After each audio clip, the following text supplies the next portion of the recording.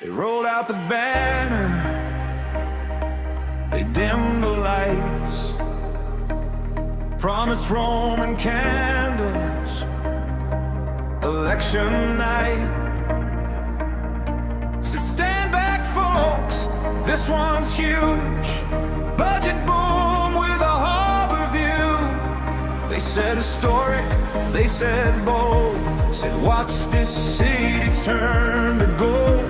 Drums were pounding, sparks would fly, thought we'd see that skyline cry. Oh, they sold it like Guy Fawkes on the waterfront, like thunder rolling down Lambton Key, like the sky would split above the beehive, a technicolor destiny. But we got a used packet of sparklers, half damn, two bent in half, promised the scandal worth the fireworks, got a backyard birthday laugh. They hyped it like the harbor was burning, like the heavens would explode. Turns out it was clearance, been promises on a cautious council road. They said more points getting sorted, more point wastewater treatment plant and neon lights. We're fixing pipes for generations. Cue the patriotic bites. Three waters renewed, they cried. Historic songs, civic pride. 14 councilors standing tall, one mayor smiling. That's all. You ran a mouth like a standing ovation. 14 and 1 in perfect sync on the budget for three waters renewal. You think the sky would blink, but we got a used packet of sparklers, fizzing out in the breeze. Promised the festival of detonations, got polite applause and tease. They framed it like revolution, like the pipes would roar and glow. Instead it's duct tape optimism, moving carefully slow. They showed us glossy fly-through dreams, bike lanes shining in sunlit beams. Wellington City cycleways mapped in gold, safer streets, the story told. But somewhere between the hype and vote, between the headline and the note, the fuse got trimmed, the powder damp. Now it's sparklers at the camp. Light the fuse, count it down, 10, 9, shake the town. 8, 7, brace the blast. 6, 5, hold on fast. 4, 3, watch it glow. 2, yeah.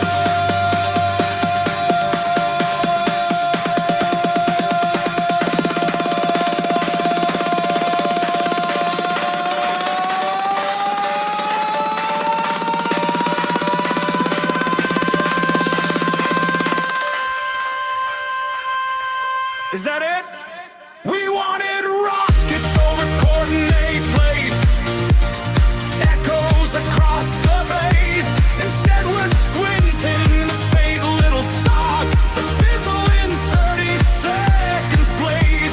You sold us scandal level fireworks, city shaping budget breaking heights, but it's just 14 councilors.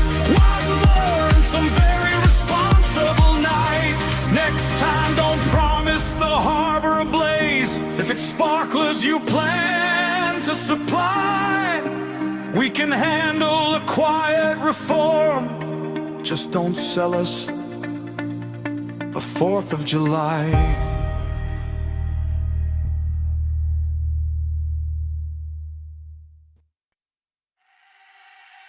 They rolled out the banner,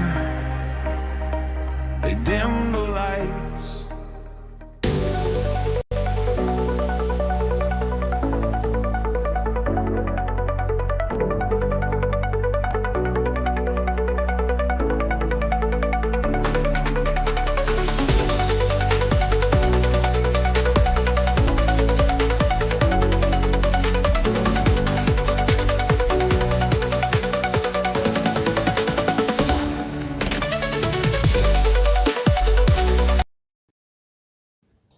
And welcome to tonight's Order Paper podcast, where we've got to decide whether it's the 5 weeks of a scandal or you've been sold a packet of used sparklers.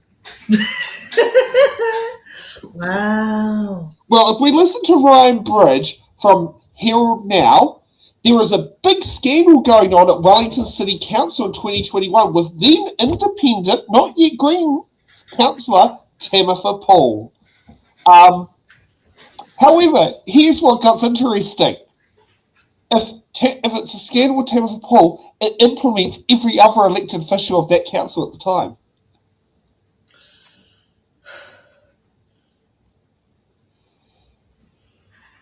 Dude, I have no words.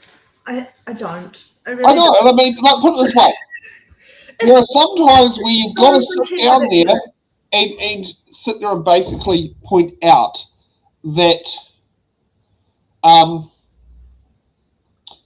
yeah, we've had our issues with Tam, but Tam was very, very unfairly treated by Ryan Bridges, and Ryan Bridges ain't the same Ryan Bridges when he was student rep of Paraparaumu College in 2005.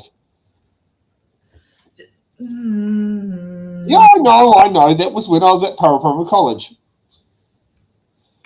Right, that's that. Yeah. Yeah, so, we've got this great scandal here, and this is what Ryan Bridges, get the right Bridges in there. Both of them suck. Oh, yeah. So here's how we go. Okay, so we've got a lovely scandal here, and we'd like to see who's implemented in the scandal where the councillors put cycleways ahead of there. So let's sit there. First up on the list, we've got Mayor Andy Foster. No, we call him Uncle Andy. Well, guess what?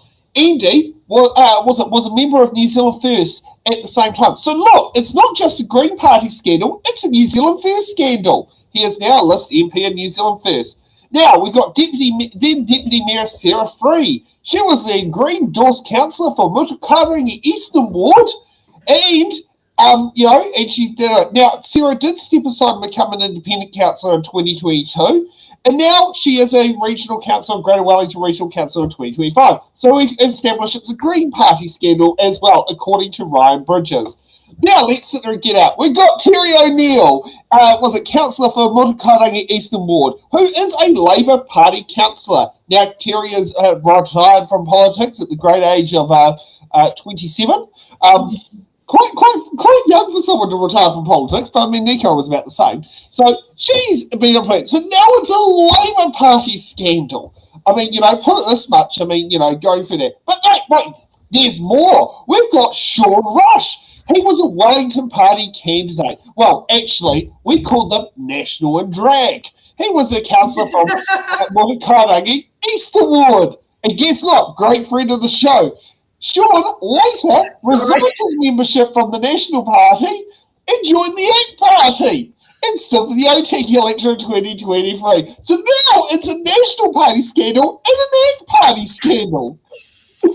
And he's now currently residing in Doha because his expertise are in oil, in the environmental planning for oil drilling. But wait.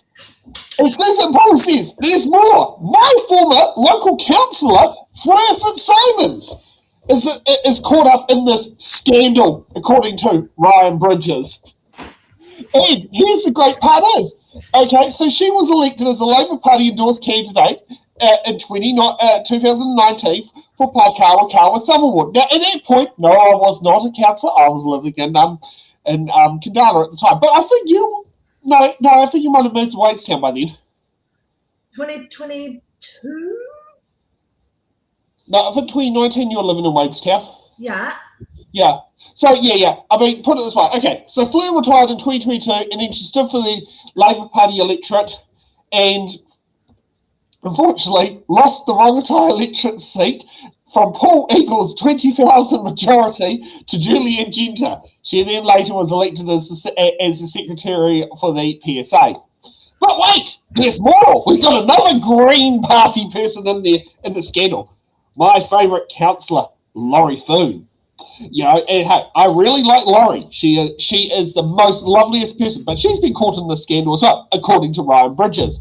She has been councillor for Paikawakawa Southern Ward since 2019. She was appointed as deputy mayor under Mayor Tory Whanau, and then she restood again, and she was also known as the Kit Cup Queen, who makes sure that she has at least 2 Kit Cups in her bag for when she goes out and buy coffee from local small businesses such as Bean Here Limited, as she did last Sunday at the Island Bay Festival. Kit Cup, and she had a coconut latte. But wait, as Susan Paul says, we got more. We got Hannett, then Green Councillor for the Pukehina Lambton Ward. Now, just to let you know, she was dumped as the Green candidate in favour for Tamitha Paul. She restood as an independent in 2022, and she decided to not stand for re-election in 2025. She was a councillor, I believe, started in 2007. It was one of them Wellington's longest-serving councillors. Now, we've also got Nicola Young. Now, technically, she is an independent, but hey, she is the daughter of former Minister Bill Young, the only national MP who made Miramar go blue, and he was a minister under there. So you can say it's more of a National Party scandal. She is, and she is still a sitting councillor to this day.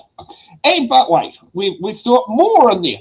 We've got this lovely. So not only have we've got this lovely independent councillor called Tamitha Paul, who, as she got elected as councillor, was the outgoing president of the Victoria University of Wellington Students Association. So now it's Tamitha Paul's managed to drag this into 2 different organisations to have a scandal, according to Ryan Bridges. She was also headhunted for the Green Party for the nomination in 2022 for Pukehina Lambton Ward, and then she later resigned as councillor when she became MP for Wellington Central in the 2023 general election. Now, but wait, as Ryan Bridges says, there's more of this scandal. We've got this lovely person called Jill Day. Now, she was an independent councillor for the Takapū Northern Ward. You know, now she hasn't completely left Wellington politics. She is currently the chair of the Tawa Community Board. However, she is also the president of the Labour Party. I know. Now, you know, but wait, we still got more. We got this guy called Malcolm Sparrow. Now, he was nicknamed the Mayor of Tawa, and he was an independent candidate for the Takapū Northern Ward. He also resigned in October 2021, just after the date that came 12 months before the election, to circumvent having to call a by-election to have him, done. But wait, we got another candidate.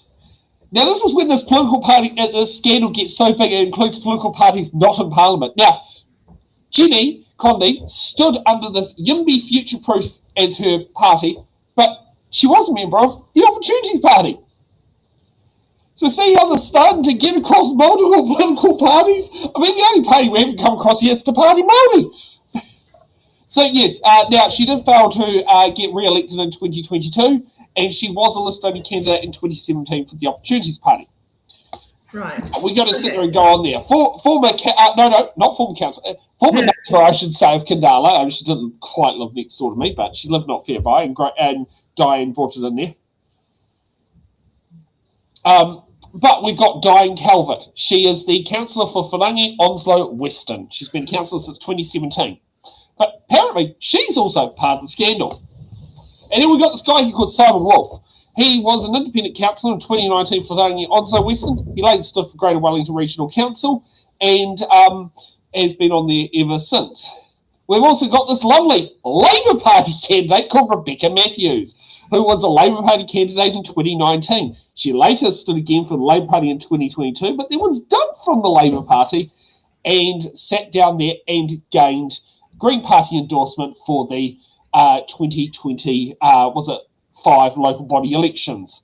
So, as you can probably see, it's probably the most widening political scandal out there. Yeah. And for anyone who's just joined us and has no idea what we're on about, you may have heard about the Moa Point wastewater dubbed craptastrophe. Yeah. Everything broke. All the sewage has leaked into the water behind the Wellington airport. And there is a rahui on the entire area because it is not safe. And Ryan Bridges has decided that it's all Tamitha Paul's fault. Because it's not just Ryan Bridges, so has Sean Plunkett. But at least Sean Plunkett probably has a little bit more of a say. He actually lives in Wellington. Yeah. But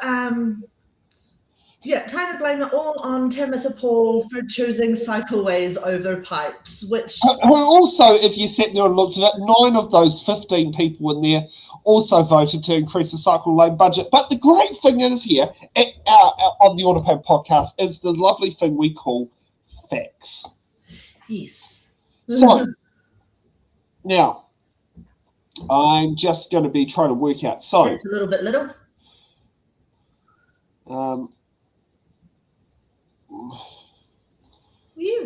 Oh, that's getting might be a little too big. Yeah, because that also is quite weird how it's crossing across the screens. I'll put that over there on that screen. Okay, so here's some interesting things. So this is what you love to have when you have a lovely thing called a long-term plan. Now, I've just got to check this. Now, Diane Calvert, thank you for at least helping me out to say that there are some things in CapEx spending in here. So this one is operating spending. So actually, we will zoom it out a little because we need a bit more room in there. Yeah. Okay. But so this is the governance planning, but that ain't related to what we are. Let's get to the environmental spending. Now, environmental spending is what is covered for the which covers free waters for the budget for Wellington City Council. And I mean, this is about, the budget they're spending each year in the total over 10 years, because long-term plans always talk about 10 years of what has been. So this is basically going into different things that have been done here in the you also see there's a section for the botanical gardens in there, road corridor growth, so that's trim trees, hazardous tree removals. There's income from hazardous tree removals. Oh, they must fine people for doing stupid things. Got environmental grant pool. So, that comes under the environmental spending. You learn something new every day. I learned something. There's pest management. That's also comes under there. Now there's waste minimisation. So that must be things like to deal with recycling, that sort of stuff. Oh, there's income from the tip. That's also mentioned. That's great. Now, here's what we've got. Water reduction and conservation. Now, these figures here are in millions. So, for what is planned for network operations for water management is $104 million. It's $104 million is planned for the operating budget for water maintenance over the 10 years in 2021. The so-called smoking gun scandal that Ryan Bridges has brought up. The connections, that must be revenue for connecting to the water mains, which that's going to bring in $520,000 worth of income over 10 years. Pump station operations, looking at spending $8 million across 10 years over pumps. God, we spent a lot of money in Wellington. I mean, this doesn't include a lot of Harbour Upper Hutt. There's water asset stewardship, which is would be $356 million over 10 years. Water monitoring and investigation, so that making sure there's no E. coli in your water.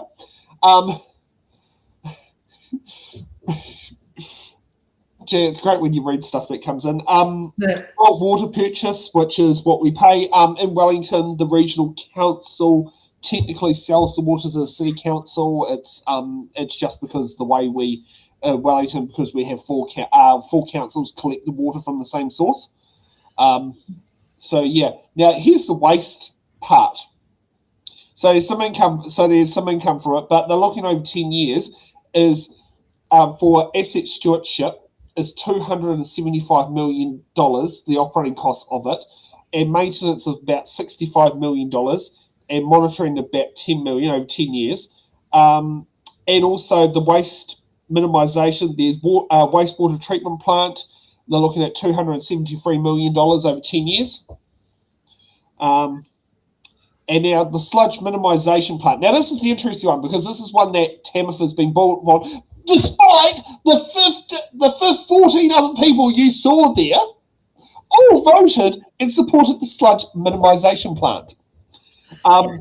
Laurie Foon is the brain. She had the portfolio that covered it at the time.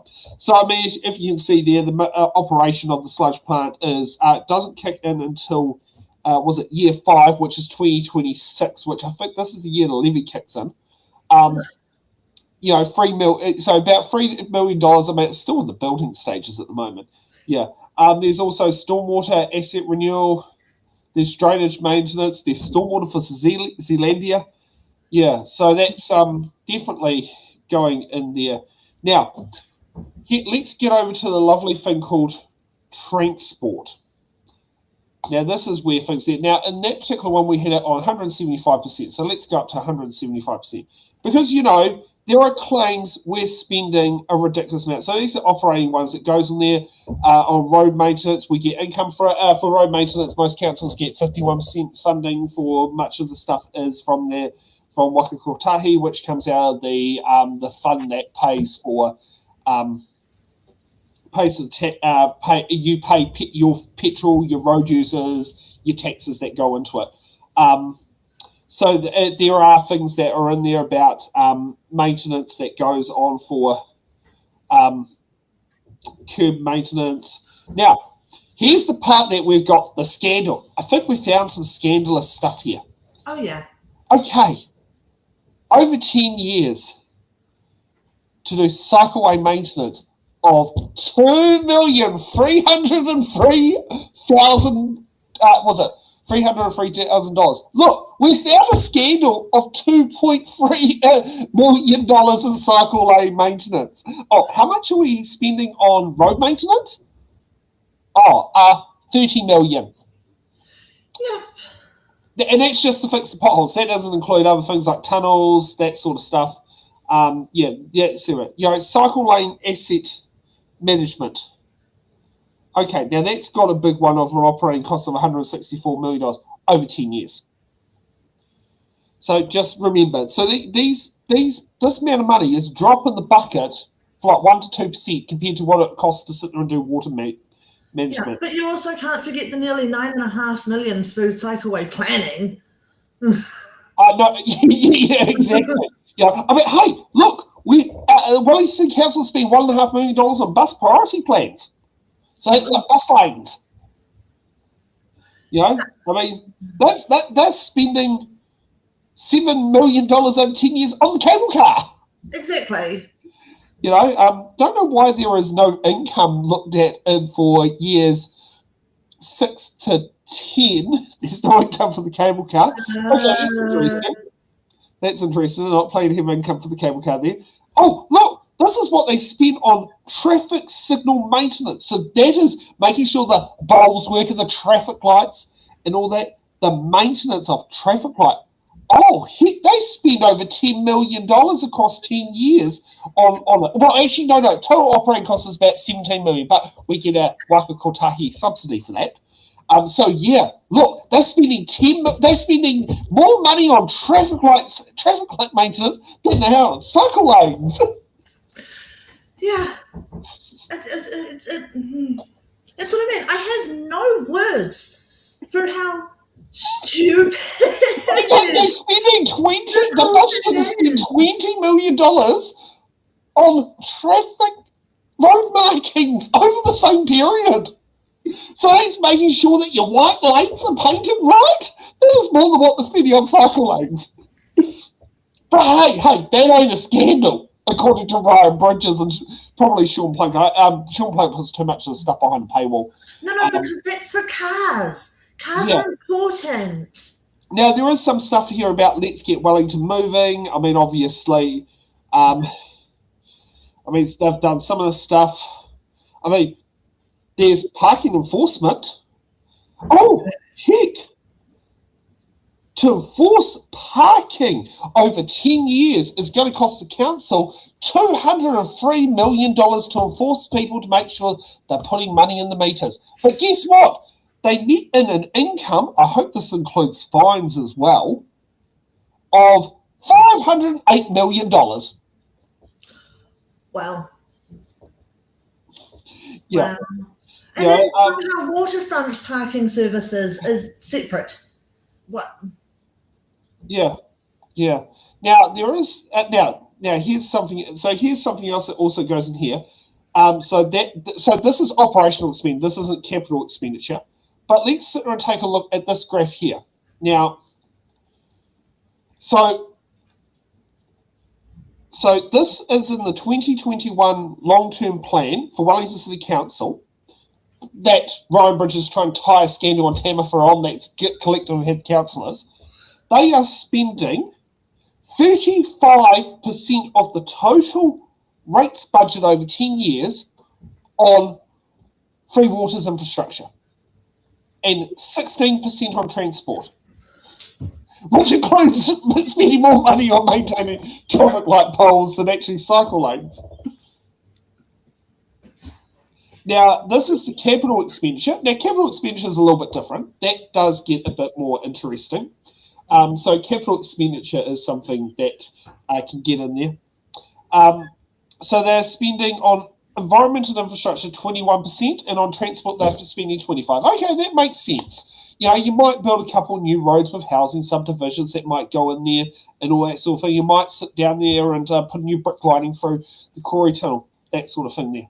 So if we sit there and go into here, now I'm just going to scroll up. So I've got the CapEx tab open, and so this is what's the one that goes spending on so this is CapEx. Let's zoom that up to 125. So CapEx spending over 10 years includes things like land purchases, that sort of thing. There's park infrastructure. So that this ain't cycle lanes yet. Money being spent. Oh heck, they're looking at spending about $23 million on the botanical gardens over 10 years. It's not bad, really, if you think about it. It's a beautiful garden. Do you think they included the begonia house in that? Yeah. But that would also be at a point before it actually kind of hit problematic points. Yeah. So go for it. Actually, I will send you the link in the chat, and you can post that. You can sit there and make sure you can post that, so people at home can go and read this and actually have a look at it themselves. You know, so this is volume 1 of the long-term plan of 2022. So this is out 2021. So this is Andy Foster's long-term plan as mayor. So there's going through there. There is money spent for capital expenditure on the tip. So they're looking at the stage 4 extension of $35 million. And there's another one on there. So about $74 million is going to be spent on Southern Landfill. Now we're up to some juicy data. Oh, yeah. You know, water renewal data. So they're looking at tank renewals for water there. They're looking at spending. Oh, okay. So this is 2021 figures. Okay, so ignore the top. The top bits were previous LTP spends, and obviously what the budgeted were, and as now if that now. It looks like they've increased the budget on there for 2024. Makes sense. For this one, which is stormwater or wastewater? They're looking at total network renewal and upgraded growth of renewal, which is repairing broken pipes. They're looking at $193 million over 10 years. And to put in brand new infrastructure, which will be like connecting new housing subdivisions, putting in brand new ones. They're looking at $137 million. Still haven't found a scandal yet. Stormwater upgrades. They're looking at So growth. So that will be putting in bigger pipes in there. They're looking at $31 million over 10 years. Stormwater renewal. They're looking at 51 million. Yeah, it's definitely, there's zoo renewal. Oh, yes, because that's in there. There's venue renewals. Aquatics facilities upgrade for the Givealittle pool. We got Diane Calvert's pet project in there. $1.5 million for the Givealittle pool. And don't sit there and tell off Diane Calvert. This is been a big thing in it. She's been pushing for years, and I absolutely support her behind that. Other aquatic facility capital expenditure. So there was a big budget of spending. I don't know if they actually spent it in 2023. They budgeted for it. But I mean, this is budget. This ain't necessary expenditure for earthquake resilience for the aquatic centres. And also some park renewal, sports fields upgrades, astroturfs for different areas. There's money being spent on the Basin Reserve, some money spent on ASB Sports Centre. We've got the marina for those who like their fishing in their boats. Clyde Key Marina? I'd like to know where the hell Clyde Key actually is, because there's a school named after it, but there's no street called Clyde Key. The one. Is that where what used to be the overseas terminal? Not sure, but I'm pretty sure it's the one down by the bottom of Mount Vic, like that end of Courtney Place, that marina. Yeah. Oh, okay. Yeah. I'm pretty sure it's that one, because that's Clyde Key School. Yes, yeah. There's also got there's also things about renewal of libraries. There's social housing renewal, some work done on community centres, which, to be honest, they've done a good job of the Newtown Community Centre. Actually, I'm going to see if I can make that, if that can. Yeah. So that's in there. There's waterfront development, including Frank Kitt's playground that's in there, and the garden redevelopment. Emergency management one that probably includes Arrow Valley Hall. There's waterfront renewal, Central Park. There's housing investments, earthquake risk mitigation. It's a lot of money being. Probably had a moment. Go ahead. Because all of those activities said 20 something. I was like, this is the year they're planning on having it done by, and then I realized that's not how that works. Yeah, no, these are budgets. Yeah, and I mean, here's the thing: is you have since then we've had another long-term plan, which is Tory Whānau's long-term plan. We've had 4 annual plans since then. Wow. Yeah. Yeah. This is asset renewals that goes in there. So we're in transport now. Yeah. So new roads. Oh heck, there's some budgets for some names. Oh, Mr. Alex is absolutely going to love this on here. So, Alex, if you want to sit there and do that, they've got budget money on Woodridge, the Lincolnshire, Markev, the Lincolnshire, Tyre, Upper Steblings, Petone, Granada Link Road. There's money put into long-term plan in there. Markev to Granada North. Oh, heck, that will be handy if that connected up. Saves me joining the motorway at Sherman Park to pull off at Tawa. There's also John Sims Connection, which will connect the two ends of Johnson's Drive, which if you live in Johnsonville or Broadmeadows, you know what I mean. McClintock Street to link those two up. That's another one where the street's in two halves. And Oharia to Winchester. Oh, God, that would be great.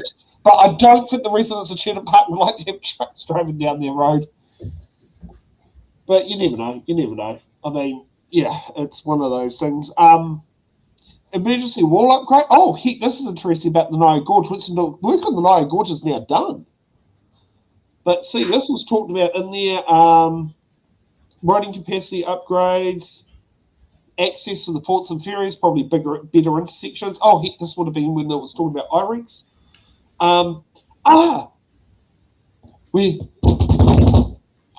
We found more smoking gun. Right. Cycle lane infrastructure. Over 10 years, $231 million. This is 179 of it is for total cycle lanes. There's minor work that needs to be, obviously, would have been in that one, would have been the East Corridor, which is the Evans Bay one, which is still, oh no, that corridor was now done, but that wouldn't have been at the time the LTP was done. And also they had to tidy up Island Bay. They also had bus shelter improvements. I thought that was a regional council job, but okay. Wellington City Council owns some of the bus shelters because they were part of the network pre-8. A lot of them are in Northland. So those, you know how like in Northland, like someone like the bus on one side, it's like every bus stop's got a bus shelter. Yes. Yeah, that was brilliant. They were back in the days when that would have been when it was owned by Wellington City Council. Right. Yeah, safer routes to schools, something that Simeon Brown might say is nice to have. Ugh. Yeah, traffic lights and signs renewal. Oh yeah, in case someone sits there and knocks down there.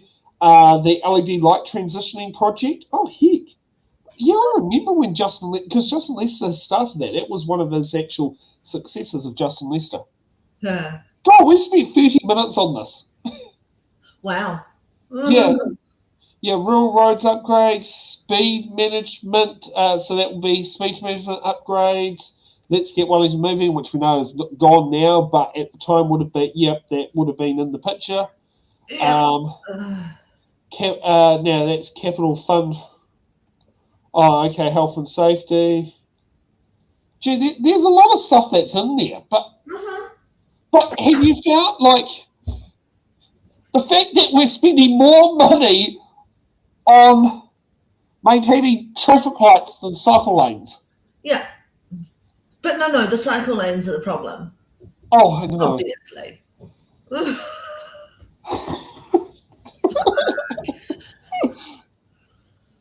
See what I mean? Like it's so freaking stupid. I know. The whole debate that he thinks he has. I mean, put it this way. Biggest air quotes I can make. So, whose fault is it? Andy's, Sarah's, Terry's, Sean, Fleur, Laurie, Iona, Nicola, Tabitha, Jill, Malcolm, Jenny, Diane, Simon, or Rebecca? Oh no, I mean obviously it's only Tamitha's problem because it's only her fault because she was the big green name at the time. Oh God, yes, yeah. But but you can sit there and say the political party scandal encompasses more political parties than there are in Parliament, and somehow has come out like that empty packet of used sparklers. Yeah. So for those who have got the poll on there, as has been discussed, we have a poll on our YouTube one. Sorry, it's not on our TikTok live. Is the Moa Point sewage treatment plant failure an attempt to link into Cycleways overspend scandal fireworks a scandal or a used packet of sparklers with no spark? Please get out and vote.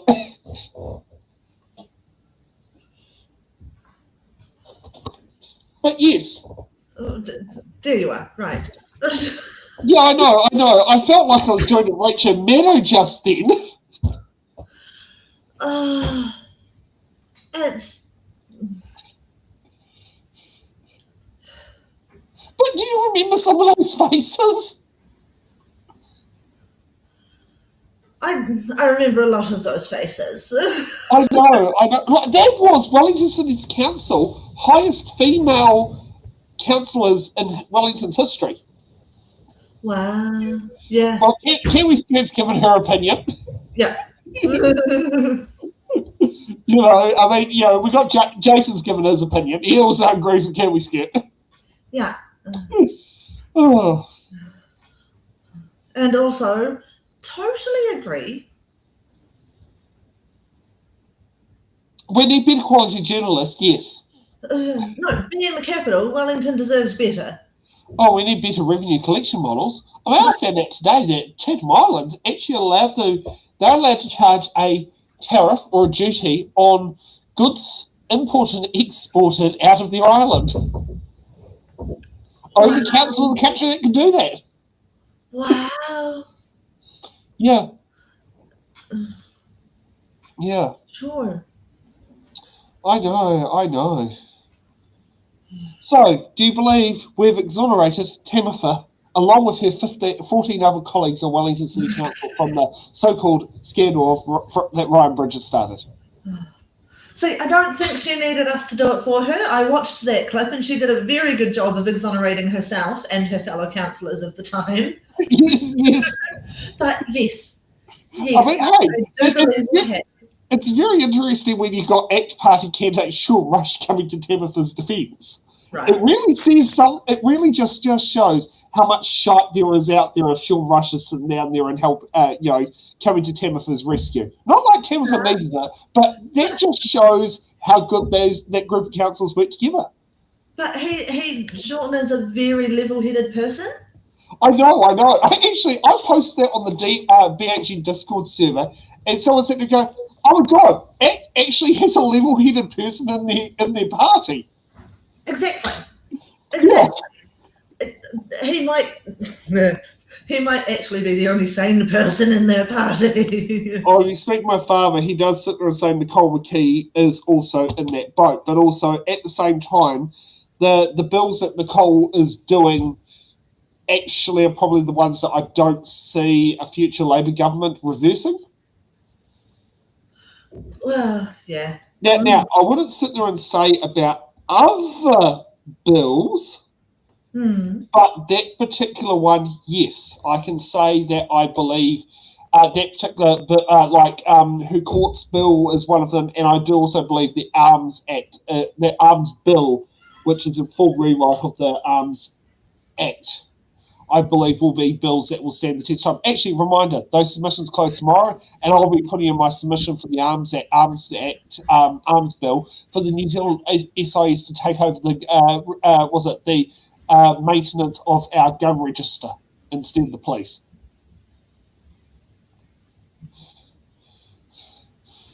You never know, Sean might have not renewed its membership. Well, who knows? Go on then. Oh, if I suddenly disappear, Tom has the zoomies and he's pulled out my Ethernet cable. Oh God! Oh, how nuisance! I managed to get him to sit still for about 5 minutes, but he's just buggered off again. So we'll see how. Oh, that's fun. So we've finished exonerating Tamitha and her colleagues on the Wellington City Council, including great old Uncle Andy. So let's get to our first bill of the Armed Force Discipline Legislation Amendment Bill, first reading.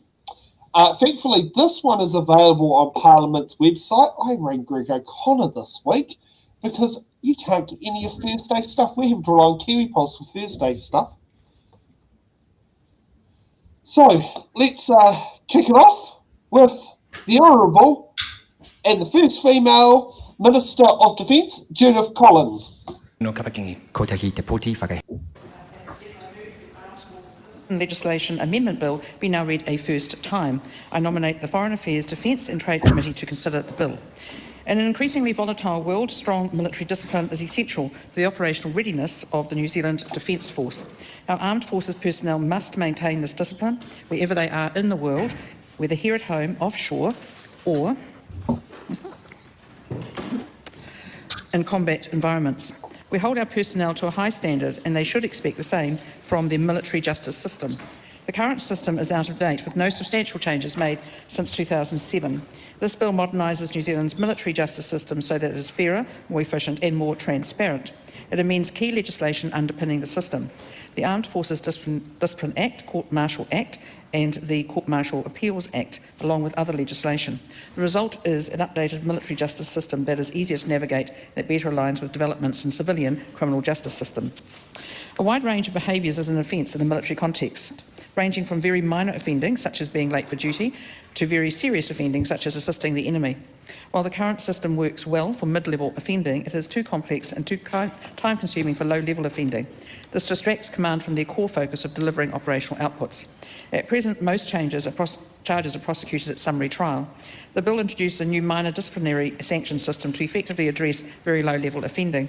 This provides a fair and speedy alternative to the complexity of a summary trial. The bill also makes changes to improve the investigation of serious, complex or sensitive offending, including sexual violence offending. These changes will advance Operation Respect. the Defence Force's campaign to eliminate inappropriate and harmful sexual behaviour within the armed forces. Responsibility for serious, complex or sensitive offending will be transferred to the Director of Military Prosecutions to ensure it is dealt with independently of the chain of command and in a more streamlined manner. The current system relies on outdated investigatory powers. To address this, the bill updates existing search powers and incorporates powers used in the civilian criminal justice system. This includes new powers to search defence areas and carry out drug testing on members of the armed forces for disciplinary purposes. A new search warrant framework will provide judicial oversight of searches of electronic devices and empower military police to obtain production orders for documents from third parties. It will also allow for searches outside defence areas that are owned, occupied or used by a member of the armed forces. These changes will increase the NZDF's ability to investigate alleged offending while providing better protections for those subject to search powers. Other aspects of the military justice system are also strengthened by this bill. It amends the military bail provisions so that they align better with the modern civilian system. Much like the appeal rights of civilian prosecutors, the Director of Military Prosecutions will be empowered to appeal sentences.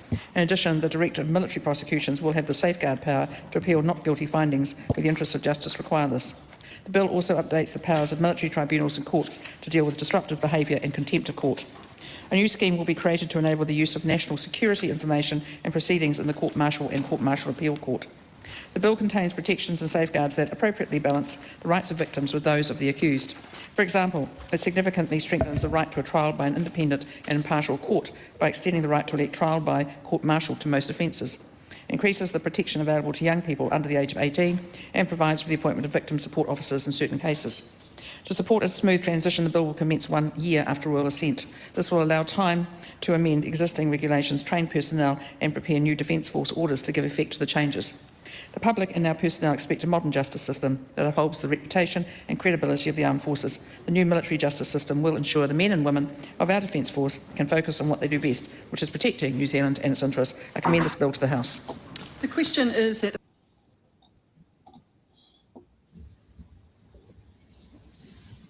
My question is, why is victim support only being offered in certain cases? Yeah, or is it not offered at all in the military? That's what it does there, because the military does do things a bit differently. Does do things a bit differently. Yeah,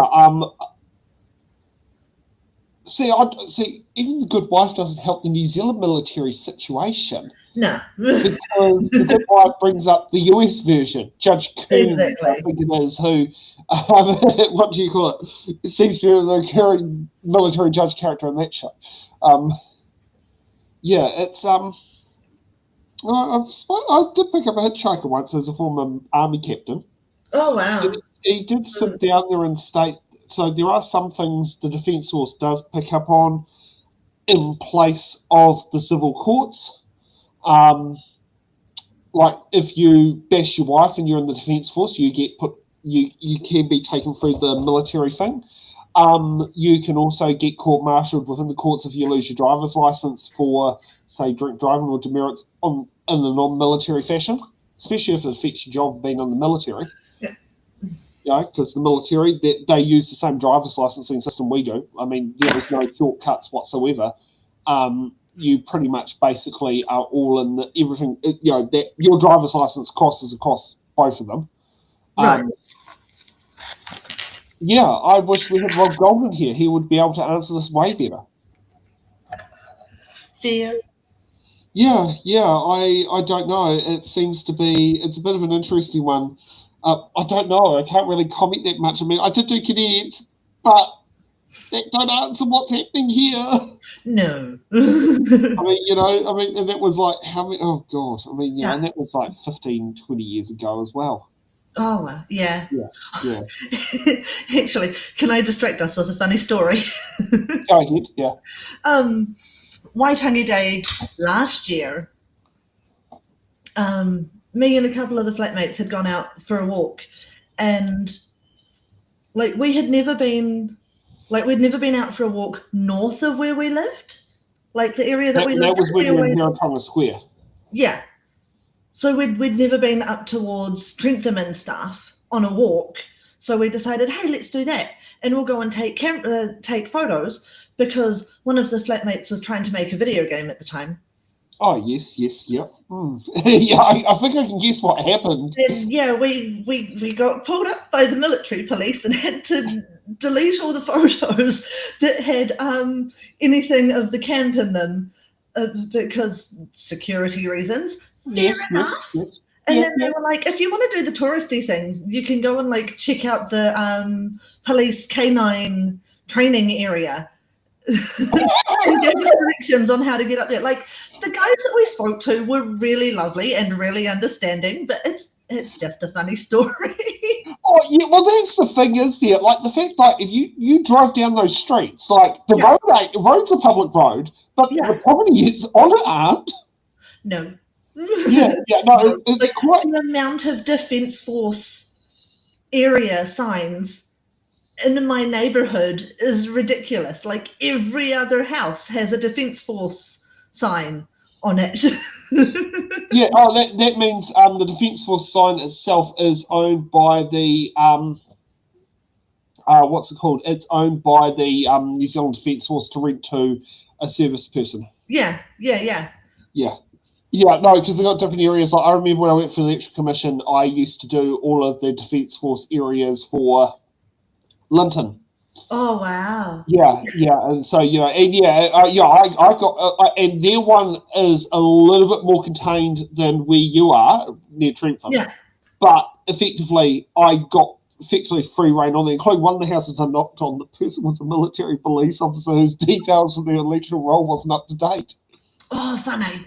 Yeah, I know. How ironic is that? And it was on the and it was at the time where the only list we were getting were that no one's enrolled at this address house. So it was an off-election year. So I mean, put it this way, I tidied up. I tidied up the northern half of the Otiki electorate and the southern half of the Rangitikei electorate. And one of them, I really tidied up Linton. Fiona, who was the registrar for Rangitikei, was tempted to send me up to Wairuru to tidy them up as well. Sorry. I was seriously considering it. Yeah. You go down on a Saturday morning and you get all of them at home. Mm-hmm. Yeah. Mm-hmm. Okay, let's see what Damien O'Connor's got to say so we get a vibe on how great or not great the bill is. The motion be agreed to. Madam Speaker. The Honourable Damien O'Connor. Thank you, Madam Speaker. And I was just saying to my colleague, I think this is the first defence speech I've made in this House. I've been here a wee while, but anyway, it is an honour to speak on behalf of the Labour Party and say that we will support this bill. I have been in this House for some time, and I guess, as we all do as Kiwis, we keep an eye on the armed forces and the military, with the people who dedicate their lives, and put them at risk to support our country in many, many ways. And just want to acknowledge them.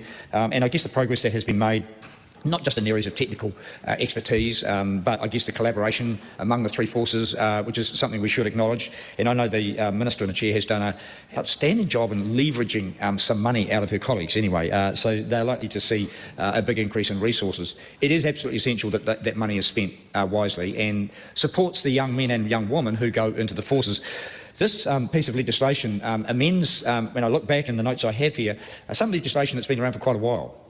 And times change, and we learn from time to time. And so I was looking up a case that I can recall, HMNZS Canterbury, which goes back to the early 2000s, and I can remember it kind of floating around Parliament, accusations across the House, and in broad terms it was inappropriate behaviour, the boys' club, kind of stuff being ignored, driven by alcohol, and actually, in reality, the risk when you put a lot of young people together anywhere, might be in a rugby club, it might be in a boarding school, I've been part of that from time to time, or if you put them on a ship or you put them offshore in an army base. There is a need for discipline. There is the temptation to kind of layer up, and that particular case in the 2000s, early 2000s, did highlight the potential for inappropriate is probably the right word, but some serious misconduct that was occurring. And so changes were made, I think, in culture, but what this piece of legislation does from the notes that I have here is that it makes the legislative changes, brings them up to date. And things like search powers, which would have been, I guess, going into a locker on a Navy vessel or in a barracks somewhere to search what might be in the locker, now means being able to get access to electronic data that might be kept on a device. So, look, Labor supports the need to upgrade this. As I say, in summary, it modernises the legislation.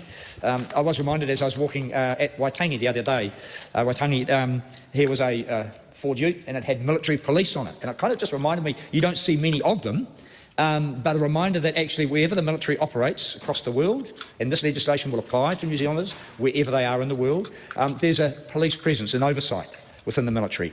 That doesn't mean they have a separate system of legislation and rules. They still have to abide by New Zealand legislation when it comes particularly to serious offences. But, you know, in military there might be minor misconduct. You might be late for a parade.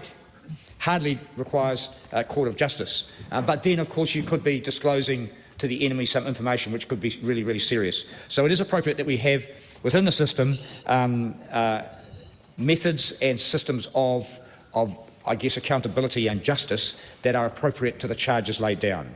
And this bill, and I'm sure that the Select Committee will deal with it appropriately, hopefully both brings a fairer, more modern, up-to-date and more effective justice system and oversight and discipline system to our military services, and then assures young people who might be thinking about a career that actually if I slip up, if something happens, then I'm not going to be clobbered by a system that is overreach, or that I can just get away with anything and nothing's going to happen. So this brings in, you know, and there'll be members on the other side of the House who are more familiar with the system. They may be before the justice system in the military. I'd like to hear those stories. But nonetheless, this should provide a base for fair justice across the military in our country and encourage more young people to take up those opportunities.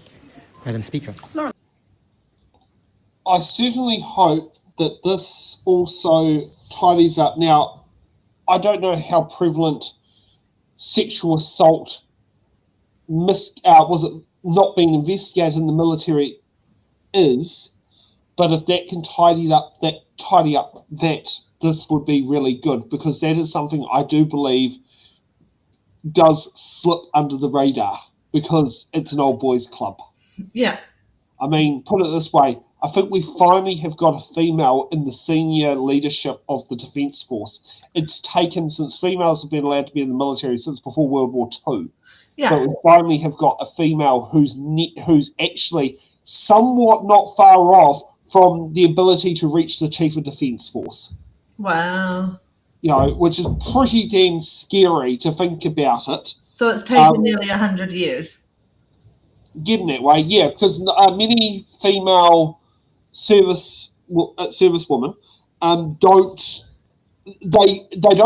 be there as long, or they tend to be the more successful partner, is because often there's a lot of military husbands and wives, but it tends to be the male that tends to be the one that moves up the ranks a little bit more than the female.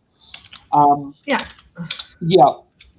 So there's something that also needs to be out there is, you know, will this be able to root out things like sexual assault? Yeah.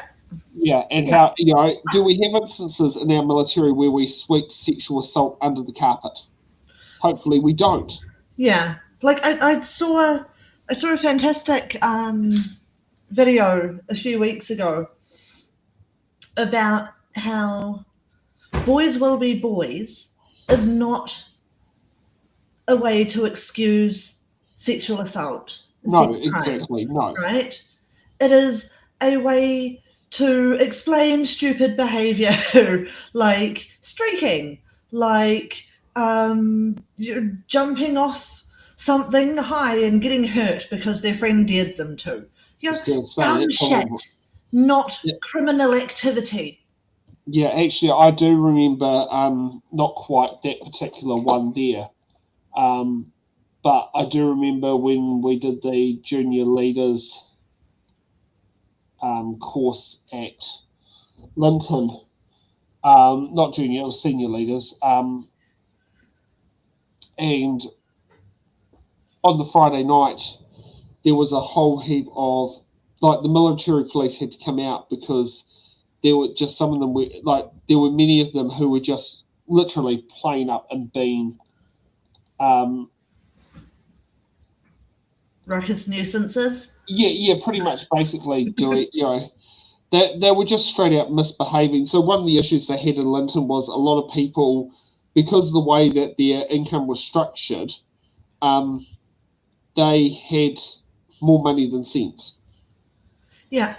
And as a result, some of these people were literally like, you had boy racer cars that were probably like ridiculously souped up to the max and all sorts of things, because these people, didn't have to pay for, they had subsidised accommodation, subsidised meals, Wow. that sort of thing. And and literally there was like a big drinking fest, and like we were like, because we were on a Sunday to Sunday course, we literally interrupted with our whole trade because all our graduation stuff was going to be done on Saturday.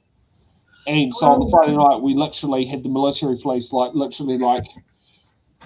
sirens and everything, and we had a bad night's sleep, and we weren't even intending to do that. But, we were in the same sort of block of barracks that the rest of them were in. Yeah. I know. I mean, that was, I'd probably say that was one of my more negative experiences of being at Linton. But, I mean, that's just some bad apples just misbehaving. That's not everyone. Exactly. Yeah. And I would really hope that if it is a problem in our military forces, like any of the branches, that I really, really hope that it's not a deeply ingrained problem. Yeah, I hope it's not as well. Yeah. Let's see what Lawrence Sunan's got to say.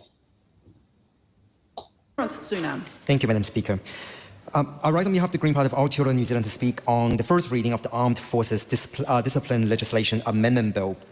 And I think to start with, just to provide some of the context around this bill. And now this bill is in some part the result of reviews done around the military prosecutions and summary trials. And it does have some significant, quality of life improvements when it comes to the way that court martials, and in particular the way that summary trial system works here in Aotearoa, New Zealand.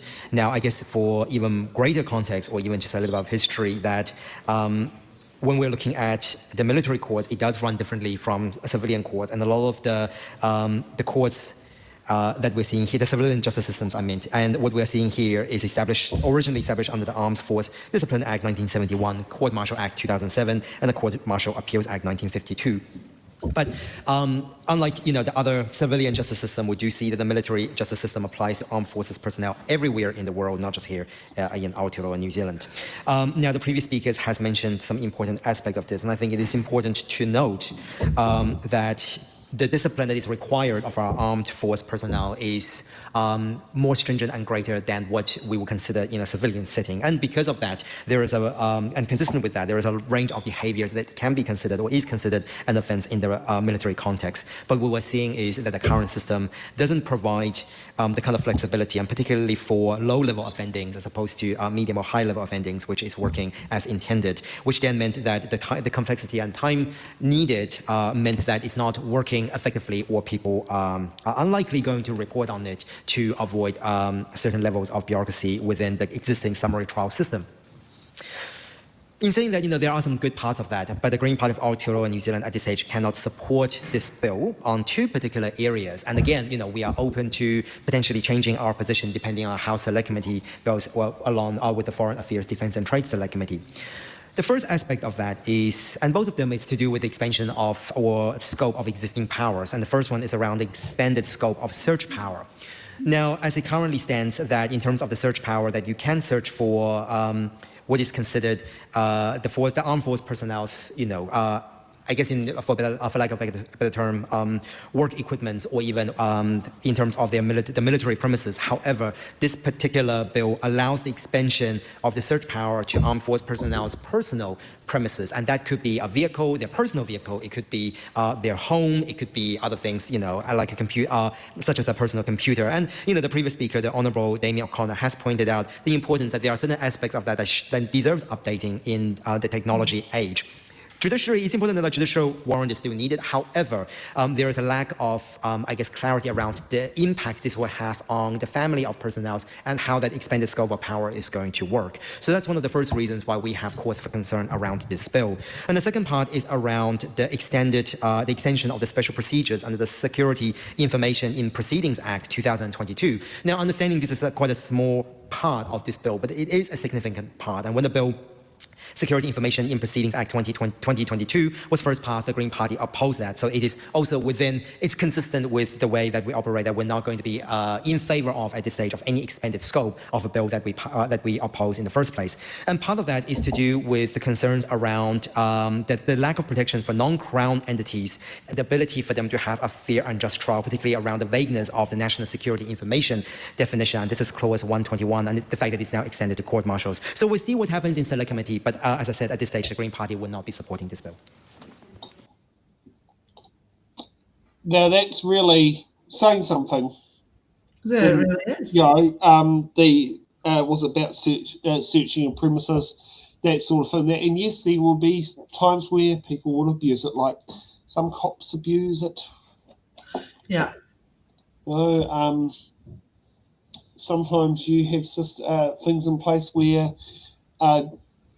attempts to sit down there and search places don't happen. There's a lot that happens in that part. Yeah. There is. But yeah, interesting which bits they sit on. Yeah, But that does feel very aligned with the Greens. it does. It does. Yeah. Yeah. So we get on to Laura McClure from ACT. Sure.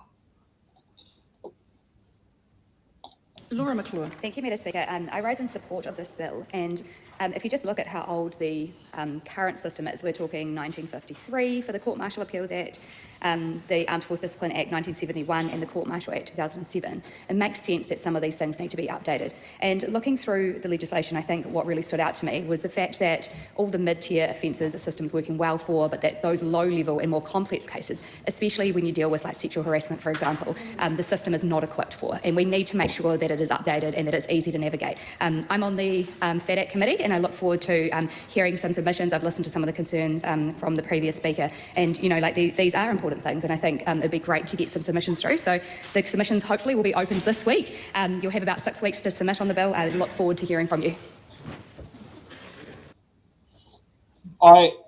Even though I think the speech didn't go long enough, I'm glad that Laura mentioned the bit about sexual assault and sexual harassment. Yeah. You know, that's something that really needs to be actually tightened up and basically, you know, get down there. But also the other thing that probably also needs to be looked at is more about same-sex sexual harassment as well, because that exists. Harassment is harassment. Yeah, yeah. The No. genders involved does not matter. No. Harassment exactly. is harassment. Yeah, yeah. Okay, let's get to Uncle Andy, who's also tried to be, who should be implemented as Ryan Bridges' so-called scandal, if it is the thing that we've already debunked into sparklers. Yeah. Look at how old the... Sorry. Been a strong supporter of our defence forces, and that means that they need to have the tools in place to do their job and to be kept to doing their job. Our New Zealand Defence Force has a very proud heritage, and they do a great job now in representing our country all around the world as a responsible global citizen. They are representing us in many parts of the world at the moment and doing a sterling job. And this bill is about, in many ways, making sure they continue to do that, because not all the time does everybody, we've already heard a speech earlier, that not every time is everybody playing by the rules and playing the way that they ought to. And so sometimes you need a way of making sure that people come back to the rules. There are disciplines in place, and every military service around the world, right throughout history, has always had some way of disciplining, some of them fairly brutally, but we are in a modern age now, so it's a much more civilised approach, but a way of making sure that a military force remains disciplined and focused on the task. The general policy statement and the explanation describes that very well. Strong military discipline is central to ensuring that the New Zealand Defence Force's operational effectiveness. Military discipline's primary purpose is to create a cohesive and effective fighting force, enables the military to function as a unit, etc., etc. So all of these things are recognised as being utterly essential. And what we see in the legislative statement there is that the current arrangements are not fit for purpose in terms of some of the more minor offences. They're not fit for purpose in some of the much more serious offences, which sometimes we see, unfortunately, making news. And so this bill is about trying to bring the disciplinary arrangements into the modern era and to make sure that our defence forces are able to continue to do the job in the professional way and represent this country in the way that we expect them to. And I commend this bill to the House. Short, Sharp, sweet, but literally mentions pretty much what you'd expect. It's a shame Rob Mark's on Parliament because he actually would have been very good on doing that particular speech. Yeah, he would have been really good for this bill. Yeah. I wonder if he'll put a submission on it. Ron, if you're watching. Yeah, no, it's yeah. I don't know. It's a really weird one in there. Let's see what Tim van der Mollen's got to say. And then we'll see what Phil Twyford. Go a bit more than usual, but I think we can get a bit more of a substance out of it because Tim van der Mollen might be a seat warmer. Tim van der Molen. Here in the first reading of the Armed Forces Discipline Legislation Amendment Bill, I'd like to start by acknowledging and thanking all current and former Defence personnel for their service, both here in New Zealand and around the globe, Madam Speaker, the vast majority of who are exemplary in their service to the uniform. But of course we do have this sort of legislation for those one or two who occasionally fall foul of the rules. And in response to the question from the Honourable Damien O'Connor earlier, no, I was never one of those, so I don't have that first-hand experience. But look, what we're seeking to achieve here, Madam Speaker, as has been outlined by the Minister and others, is effectively an evolution of the system, a modernisation to the legislation that hasn't occurred for about 20 years now, looking to make a couple of key changes that I think are relevant, and one of those being moving the responsibility out of the chain of command to the Director of Military Prosecutions instead, which I think will help address some of those concerns or perceptions around conflict of interest, real or otherwise, which can arise in some of the situations where this legislation might be required. And of course the modernisation of search powers reflecting changes in technology has been pointed to by others as well. Now, strong, effective discipline is critical in a military setting, Madam Speaker. It's a constant part of training exercises for all military personnel. From the simplest tasks through to the more complex, it's always present because it enables that clear, strong focus at a team level to deliver on that operational output that is the critical function of our military. Alongside that, though, we need this legislation to pick up the pieces when necessary, and so modernising it, making it more efficient to enable more time to be focused on those critical tasks is important. And so I'm happy to commend the bill, Madam Speaker, and I look forward to scrutinising it in more detail and to welcoming submissions in the Foreign Affairs, Defence and Trade Committee. Thank you. Well, I'm glad we've actually had a retired service person. I don't know which branch Tim van der Molen was part of, but it's useful to actually, have someone who's actually been in there and knows about where the bodies are buried. That's a terrible way to put it, Sam. Yep, it is a terrible way of putting it, but it is true. He does actually have an idea of where that would be. Yeah. For what could have been a seat warmer speech that actually wasn't so seat warmer. Yeah. Yeah. Let's get to Phil Twyford. Yeah, I was going to say, I missed part of that because I think I had a power search. That's why I had briefly one where I disappeared. looked at light went down and yours went at the same time. So both of us had a surge, which is quite interesting because we aren't on the same substation. No. So the fact that we both had the surge at the same time probably says that it came from. I wonder if it came from the Hayward substation because I think I'm not sure if our power for the Wellington Park goes via the Hayward substation or not. I'm pretty sure it does. Yeah, I think all of it goes to the Hayward substation because the Hayward substation is where the Cook Strait cable meets. Yeah. Okay, let's get on to Phil Twyford. The Honourable Phil Twyford. The opening words of the Minister in introducing this debate contained a reference to, I think it was uncertain times or something like that. And it made me think that, it reminded me that while there are often considerable differences between us on different sides of the House on questions of foreign policy and security, there is, by and large in this Parliament, a great deal of agreement and consensus about the need for armed forces, the imperative that we invest properly and support, as Damien O'Connor said, the men and women who serve their country in uniform and in some cases put their lives on the line for their country. And in that spirit, I think it's worthy of this bill, which seeks to modernise the justice system for our armed forces,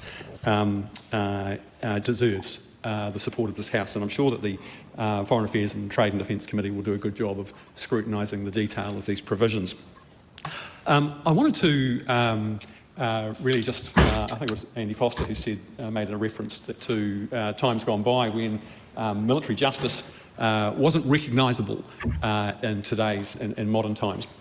And I wanted to recall for the House the case of Archibald Bagster, such a significant figure in New Zealand history, the son of Scottish pioneers in Otago. He was a Christian socialist and a pacifist. And in World War I, he was a conscientious objector. He was sent by the Minister of the day, James Allen, on a troop ship to the front. He thought, Minister James Allen thought that was a good thing. He'd already been in jail in New Zealand. And on the ship, Bagster and 13 others, including 2 of his brothers, were stripped, placed in uniform, locked in a small cabin and abused by officers and volunteer soldiers. This is from the historian David Grant. They were sent to Étaples in France, and they were subjected to, and Bagster suffered what was called field punishment number 1, which was basically a form of crucifixion. They were tied to a post in the open with their hands bound tightly behind their backs and their knees and feet bound for up to 4 hours a day in all weathers. Bagster was beaten, sent to a part of the front that was being heavily shelled. He was denied food, and finally, on the 1st of April 1918, he was taken to a hospital in Boulogne, where he was diagnosed as having a mental weakness and confusional insanity in his determination not to fight. Shortly after, that was the end of Bagster's war, and he was taken to a British hospital for mentally disturbed soldiers and sent home on August 1918. Well, he went on to live a full and satisfying life. He came home, he married Millicent, who was the daughter of one of the founding professors of Canterbury College. And they had children. They returned to, spent most of their latter years in Dunedin. One of Archibald Bagster's sons was James Keir Bagster. And this is going to come back to the bill? Of course, Madam Speaker, of course. And James K. Bagster, one of New Zealand's most distinguished poets, wrote this in his poem To My Father in 1947. I have loved you more than my own good because you stand for country pride and gentleness, engraved in forehead lines, veins swollen on the hand, also behind slow speech and quiet eye, the rock of passionate integrity. And I wanted to dedicate this intervention to Archibald Bagster. The book that he wrote, We Will Not Cease, is actually one of the classics of New Zealand literature, and it's a part of our history that is worth recalling. It's modern history, and this bill shows how far the military justice system will have come. At the end, Mr. Twyford. Dana Kirkpatrick. Madam Speaker, it's my privilege. It's a shame that speech ran out of time. Yeah, it is. He could have done so good with that. Yeah. But I understand why he spoke about. Oh, it needed to be said. It needed to be said. And that was one thing that used to happen in World War One that I would rate barbaric, out of place, and disgusting and horrible. And you wonder why people end up with severe mental health issues and that when you sit down there and torture them in a place of going, well, torture gets compliance. Yeah. Where no, it doesn't. It is not something that definitely, it doesn't get compliance. It literally destroys trust. Exactly, and it destroys the person that it happens to, not just physically, but mentally as well. Yeah. Okay. Before we move on. Sorry. Before we move on, I found it. And a couple of other interesting little tidbits about Tim van der Molen. Right. He worked as a dairy, sheep and beef farmer. He appeared in the 2002 nude calendar made by the Ngaroa Young Farmers Club.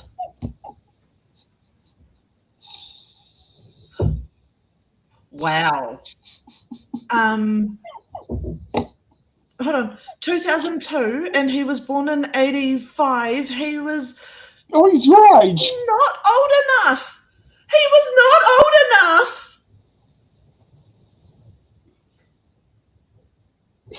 So when he would have appeared in He was there, like 15.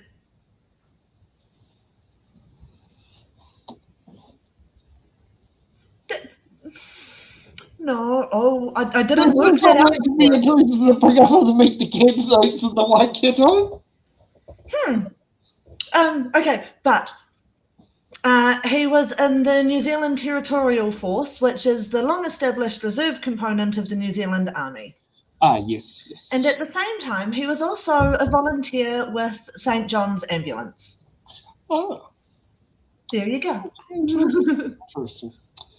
Okay, we will get on to our next bill. That bill is the Health and Safety at Work Amendment Bill, first reading.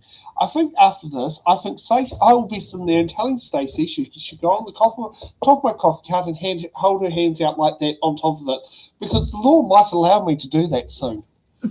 Even that Stacey will tell me over my dead body. Oh, yeah. And she would be fully within her right. And I would like to thank Kiwi Pulse for making this footage available, as the parliamentary website does not have this footage yet available. I did have a little chinwag with Greg O'Connor, was it Friday, and yeah, he said he's been known there's been some issues, and he'll pass on that to the powers of B, primarily probably being Jerry Brownlee, and just let him know his feedback. So let's kick off with the first reading of the Health and Safety at Work Amendment Bill. Honourable Brooke Van Velden. Madam Speaker, I present a legislative statement on the Health and Safety at Work Amendment Bill. That legislative statement is published under the authority of the House and can be found on the Parliament website. Honourable Brooke Van Velden. Madam Speaker, I move that the Health and Safety at Work Amendment Bill be now read a first time. I nominate the Education and Workforce Committee to consider the bill. At the appropriate time, I intend to move that the bill be reported to the House by 13 June 2026. Madam Speaker, New Zealand's rates of work-related deaths, serious injuries and illness remains unacceptably high. At the same time, many businesses, particularly small businesses, have said they struggle to understand what is required of them and where they should focus their health and safety efforts. In 2024, I travelled the country on a health and safety roadshow to find out what the big issues were. Feedback was clear. Confusion and a fear of getting it wrong have contributed to a culture of over-compliance that has not delivered better safety outcomes. The bill responds directly to that challenge. It will address long-standing concerns about complexity, uncertainty and over-compliance, and contribute to economic growth by cutting red tape and reducing unnecessary costs, particularly for small business. The bill amends the Health and Safety at Work Act 2015, the WorkSafe New Zealand Act 2013, and the Health and Safety at Work General Risk and Workplace Management Regulations 2016. It will amend the purposes of the Health and Safety at Work Act so that its main purpose is to prioritise the critical risks arising from work. At the same time, the Act's purposes now expressly include providing certainty to business about the scope of their obligations to comply with the Act. These changes will direct effort and resources towards managing the risks that cause serious harm, rather than paperwork and minor or peripheral issues. These critical risks will be defined as hazards regulated under specified health and safety regulations as set out in a new Schedule 1A.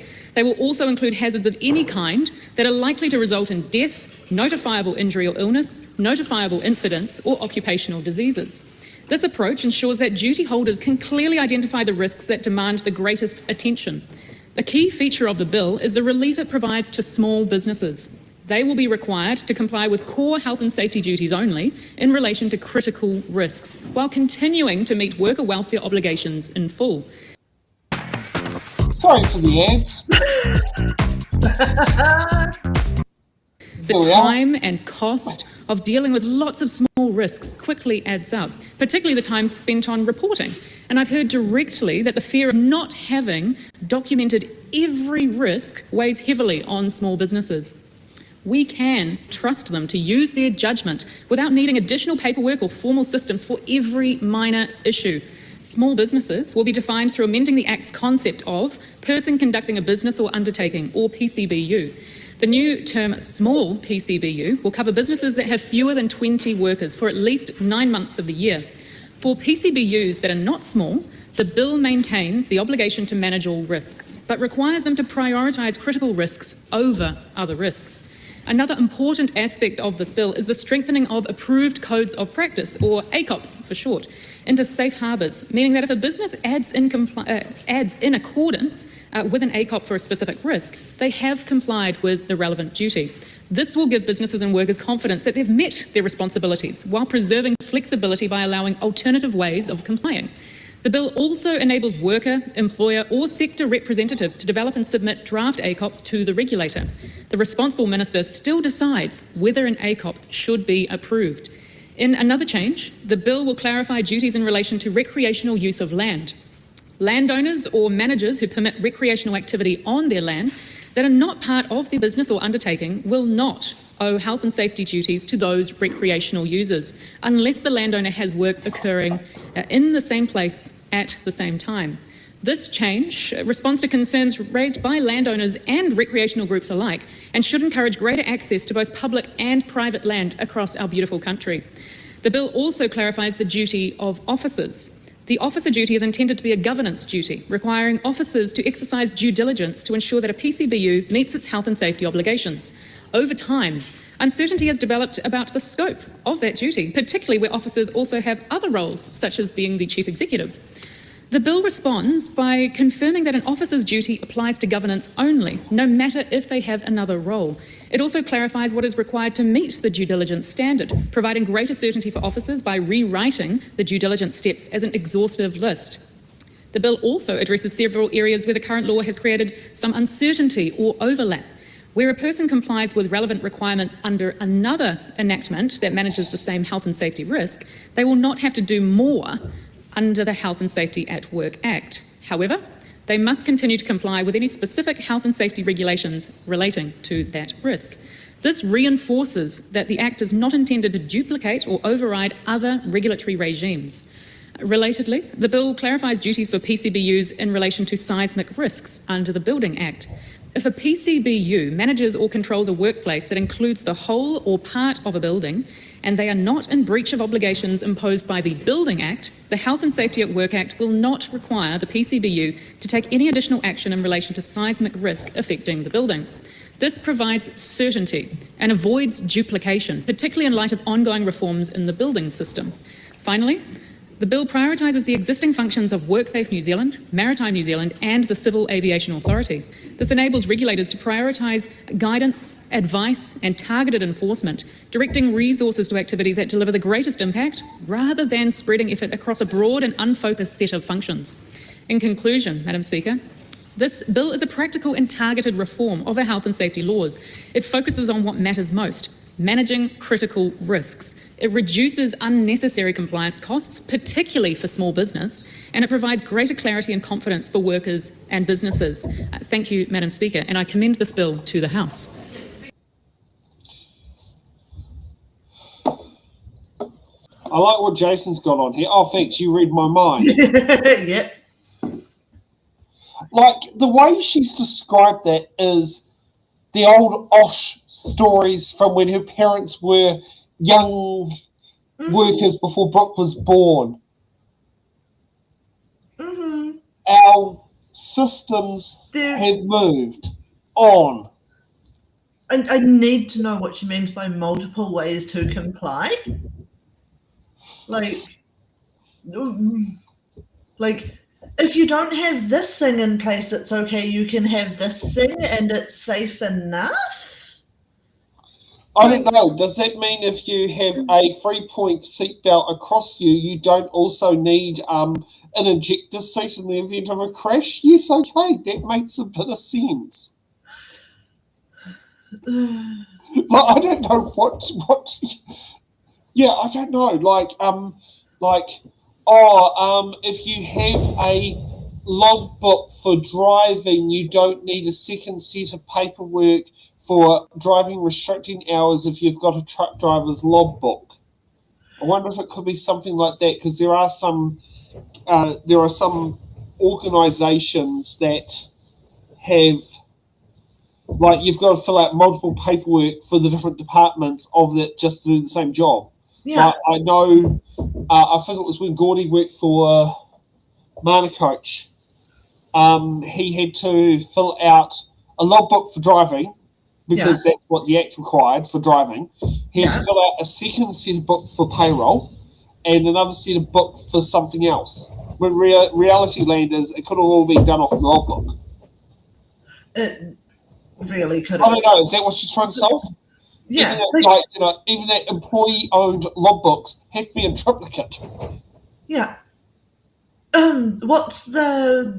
I know that you'll know this. What's the mandatory rest period for a truck driver? 5.5 hours. 5.5. Yep. Over after driving how far? How long?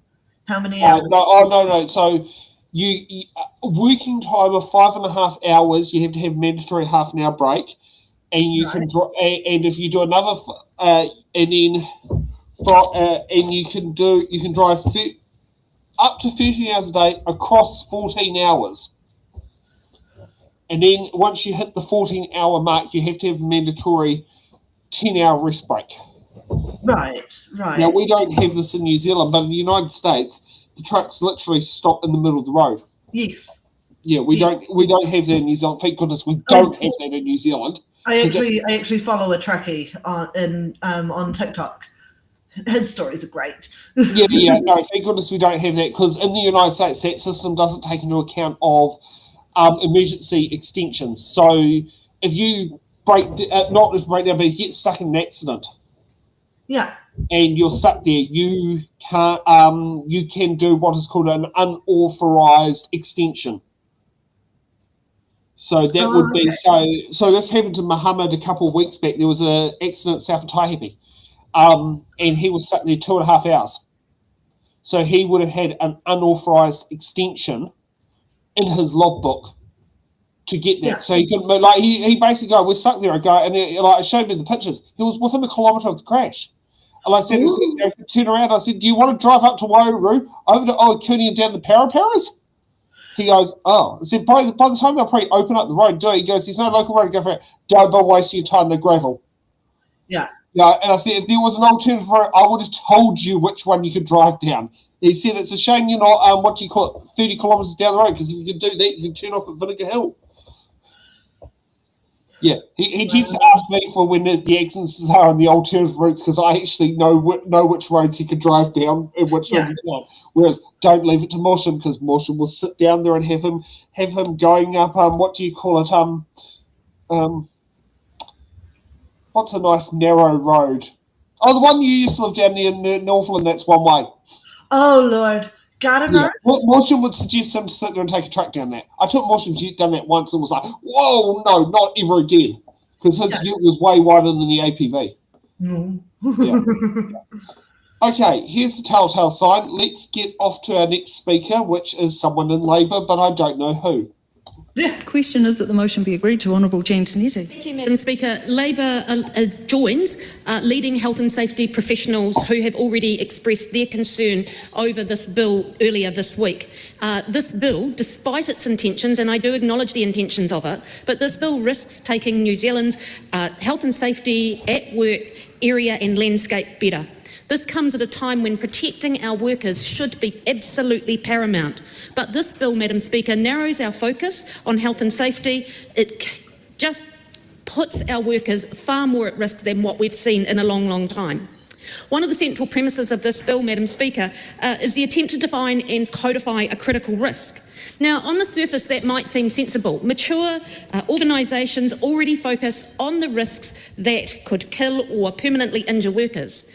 But this bill doesn't simply encourage the focus. It tries to legislate it in a way that will burden employers, confuse our duty holders, and this is the ironic part, it has the very real potential of making workplaces less safe. An employer under this law, Madam Speaker, would have to wade through over 60 listed risks, cross-referencing multiple regulations, acts and schedules to determine what is critical. They would have to assess whether each risk is likely to cause death or injury, though the bill never actually explains what likely means. It is likely in a week? Is it a month? Is it the entirety of the working life of that particular employee? And that's a real concern, because the lack of clarity could lead to inconsistency, uncertainty and endless legal debate. This could be caught up in courts and held up in courts for a long, long time. It also, Madam Speaker, makes matters worse because two of the most common and costly causes of workplace harm, musculoskeletal injuries and psychological harm, are excluded altogether. And yet this makes up more than half of ACC's workplace injury costs. So deliberately omitting them, the bill turns its back on real-world harm that New Zealand workers are experiencing every single day. It does not take that into account at all. Worse still, the bill extends exemptions to duties relating to supply and manufacture of goods. That's the small businesses that we're talking about here, the fewer than 20 workers that the Minister talked about. But this is really a big part of this. It extends that exemption to duties relating to supply and manufacture of goods and substances used in workplaces. In other words, a small supplier could provide less safe products than a larger competitor, created an incentive to stay small and sidestep higher safety standards. And that's a recipe for a race to the bottom in workplace safety, and something no responsible government should ever consider. There's also the question, and the Minister addressed this, but the question still stays, of how this bill sits alongside other laws. The proposed new Section 35 would make compliance with any other regulatory regime enough to meet a workplace's health and safety obligations. That might sound tidy, but it means that over 4,000 other acts and regulations could take precedence over our health and safety laws. Take one example. The Minimum Wage Act regulates working hours. If an employer complies with that act, they could claim they have no additional responsibility or duty under the Health and Safety at Work Act to manage fatigue from long hours. Think of all the other acts that come into play here. It is seriously concerning. Madam Speaker, there are parts of the bill that are useful, but some of those parts seem like they've been botched in drafting. Our Health and Safety at Work Act was landmark. We cannot support this change to it. The lives and well-being of New Zealand workers are far too important. That's actually a good point there, that what Jan has actually brought up. Sorry, was it YouTube has decided to play ads at the end of Jan's speech? Great timing. That was good timing. Yeah, but that can also play around with Minimum Wage Act. But I'm paying minimum wage, so does it matter the fact that I'm getting them to work 70 hours a week driving a Class 2 truck? Like something like that, because that's one industry that is very common for literally pushing the limits of the laws, is the heavy truck driving industry. And it is more prevalent in areas where you don't have to logbook, which is under when you're less than 50 k's from base and you're in a Class 2 configuration. So you might remember at Windsor, Wairarapa, me driving Dad's truck around the block with a coffee cart behind it. Once put the coffee cart behind it, it was Class 2 configuration. Yep. Oh, yes. Yeah. Little things like that.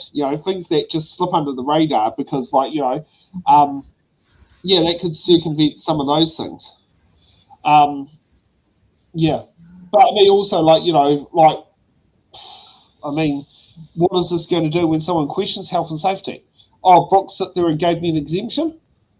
Yeah. That's something that really sits there and does it. Yeah, so who knows?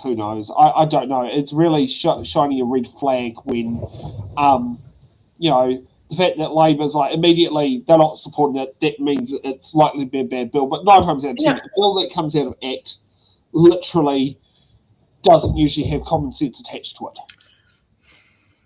No. It's such a shame. Why can't we have Sean Rush as the Minister of Labour? He might actually use more common sense. Yeah. Okay, let's see who our mystery green person is. Davidson. Thank you, Madam Speaker. I rise on behalf of the Green Party to speak to the Health and Safety at Work Amendment Bill. The Green Party opposes this bill. The New Zealand Institute of Safety Management released a statement 2 days ago, and the second line puts it very simply. This new bill will not improve workplace safety. Mike Osmond, the spokesperson for the New Zealand Institute of Safety Management, goes on to say, and I quote, "We are the experts who work every day helping businesses make their workplaces safer. This bill will not help that," end quote. Now, We've just heard a couple of hours ago from the Minister of Workplace Relations and Safety, when asked about the current legislation she is currently progressing, that this will be a win for businesses and workers. That's right, a win for workers. This bill is definitely not a win for workers. This bill will actually cause more harm to our workers. We had on the order paper today the second reading of the online casino gambling bill, a bill that, guess what, also will cause more harm to people. So what we have a government that is happy to introduce legislation that will create harm in our communities and harm in the workplace. But we need to ensure that we have high health and safety standards so people who go to work, no matter where that is, no matter what they do, come home safely. This bill will establish a two-tier system where small businesses have a lower set of obligations than larger employees, changing interactions with other acts and focusing health and safety management on so-called critical risks. This bill is intended to reduce compliance costs to businesses, increase certainty for them, and support continued reductions and incidents of workplace fatalities and health and safety incidents. However, when, Madam Speaker, you listen to the experts, it will not do that. It will add confusion, add compliance costs, and increase harm in the workplace. This bill risks reducing high workplace health and safety standards, especially for small businesses, which is where many workplace injuries occur, as over 90% of New Zealand businesses are small and likely to have their duties reduced. Creating legislation that will increase harm in the workplace will also see a flow-on of increased costs to the government when ACC claims are increased. The workplaces and types of injuries where the Minister is trying to relax health and safety compliances are the workplaces and injuries where most of them occur, making up 75% of ACC's work injury costs. Important issues like mental health and workload management are very unlikely to be captured by the new focus on critical risks, which will mean that workers in small organisations are at greater risk of these harms. Many workplaces with relatively high profile may also be shifted into the lower duty small business category, particularly seasonal workers, which may have dozens to hundreds of employees for short periods of time. Additionally, the definition of critical risk is unlikely to lead to a greater certainty for employers. The bill has a huge number of examples trying to define this, demonstrating that the wording itself is unclear and will not support good decision making by an employer.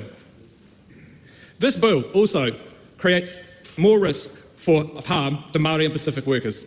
Māori are overrepresented in workplace injury statistics and also work more frequently at high-risk sectors, with data showing that 70% of those submitting workplace injury claims within the sectors identify as Māori. Māori and Pacific workers are also more likely to work in shift work jobs and to work more than 50 hours a week than any other ethnic group. Additionally, they're exposed to noise, hot conditions and or cold and damp conditions in their workplaces. These are all risks for health and safety issues. The health and safety professionals and sector groups, as well as union, have come out against this bill. I'd like to finish once again by quoting Mike Cosman from the New Zealand Institute of Safety Management. The cost of workplace harm is considerably... Scrap that. These changes are likely to increase harm to workers, families, businesses, communities, along with the cost blowouts for the government, books and ACC and health. Members' time has expired. Thank you. Carl Bates. Something else that also should actually be brought up about that is if your health and safety standards drop, your insurance risk goes up. Oh, wow. You know, so that might increase insurance premiums, both with ACC and with non-ACC insurance. Do you think that's something that Brooke took into account? Oh no, Brooke wouldn't sit there and take into that.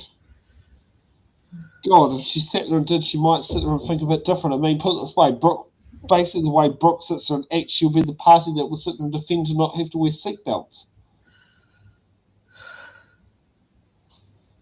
Yeah, I know. Like you think about that, like if that was not in there, I mean, she might sit there and say drink driving laws might be a nice to have rather than an essential factual part of reality. Yeah. I mean, they've proven time and again that they're not the brightest cookies in the bunch. No, that's so true. That's so true. And they don't tend to ask the brightest questions. They seem to select committees usually ask talking points. The only one who doesn't from experience is Todd Stevenson. Huh. You know, but hey, that's why he was the headhunter politician out of Australia. Wow.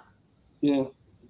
Okay, Cal Bates, or as if you remember the ASBN's ghostly son. Madam Speaker, the National-led government is building the future by reforming health and safety laws to lessen the cost and the burden of compliance on business.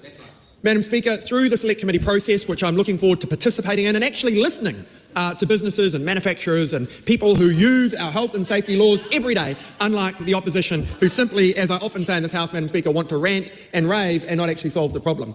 So to those small, medium businesses, to manufacturers, to people who use health and safety every day, tourism, all of those sectors of our economy that we need to grow in order to grow the prosperity of this country, Madam Speaker, I invite them to submit, to share how they see this act, this bill improving or not the challenges they face when it comes to health and safety, so that we can ensure we fix health and safety in this country, Madam Speaker, because right now there's one thing that we can all agree on: it's not working. Oh, very good.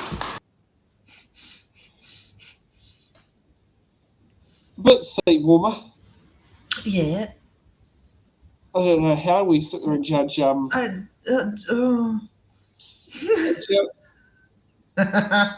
I mean, it did sound a bit vibrant. If we ignore what he said, we just go to the tone. It's vibrant. Yeah. Sorry, I feel like I'm not contributing much tonight. I don't think there is any freaking thing to contribute. I mean, I'm not exactly impressed with Cal Bates' speech, but I mean, well, I don't know, it's a bit better than highly I recommend this bill to the House. Well, this is true. You know, at least it's not one of those speeches, because, I mean, they do tend to typically happen. Yeah. Yeah. Okay, what looks like Mark Patterson has just stood up. Honourable Mark Patterson. Madam Speaker, I rise on behalf of New Zealand First to add our support to this Health and Safety at Work Amendment Bill. This is a very important piece of legislation. Every worker deserves to go home uninjured or go home full stop. We do know that too many of our people are injured or worse, killed at work. The current system is not delivering the outcomes that we would want. If you look at our international comparisons in place of workplace injuries or deaths, we are far towards the top of those, in a bad way, of those statistics. So the current system, the 2015 system, is not working, so it's a good opportunity for us to have a good look at this. I will note that we've heard some feedback coming in, but the Minister, to her credit, did engage quite heavily at the start of this process, went around a number of meetings with business and practitioners to get the feedback, which has guided the drafting of this bill. The key themes and focuses on this bill is really about the critical risk, the really death or serious injury part of it. So I think at first glance that's a really sensible thing to do. We do have to be careful we don't send a signal, because I think culture matters too in this. If you walk past the small risks, sometimes that's a culture thing that can work its way into a workplace culture that can lead to the big things happening. So we've got to be careful we don't send a signal that that's what we're looking to do, but we do think that if workplace and businesses are really focusing on those key risks where people are getting injured, particularly in our primary industries. I might say there's way too many of our people getting killed or injured. Actually, a sensible amendment that we do support is the one around recreational land users or people, Madam Speaker, as you would know, people coming onto your farm and mine and Grant McCullum's, sorting out that liability system. So we actually, we don't go out there to put people at risk, and we don't want to put people coming off onto rural property. So we think that's a sensible move. But the key themes, of course, are focusing on that critical risk, the limiting compliance and cost when necessary. We know that our productivity needs to lift in this country, so by focusing on those important aspects, hopefully limiting compliance and cost, the pivot from WorkSafe towards being more proactive and being seen as someone an organisation that's guiding rather than one that's perceived as being there for enforcement and punishment. I think that is a welcome change of culture, actually. But this is, as I said at the start of this reading, this is an important bill. Hundreds of thousands, millions of New Zealanders go to work every day. They deserve to be protected. They deserve to be in safe workplaces. So this will be an important select committee. There's a lot of detail in it, and I think it's important that we do listen very carefully to the feedback that's coming back on the ground, because the intent, and I'm sure whatever political party we're representing here today, the intent of what we're trying to get out of this is safer workplaces for Kiwis. So New Zealand First support this bill through to select committee. Thank you. Now that's actually interesting. He has just said to select committee. Yeah. I don't think anybody else has mentioned select committee yet. No, but it might actually mean that the fact that New Zealand First may just go, yeah, sorry, no, it's not up to the job. Sorry, we're not supporting it past second reading. Yeah.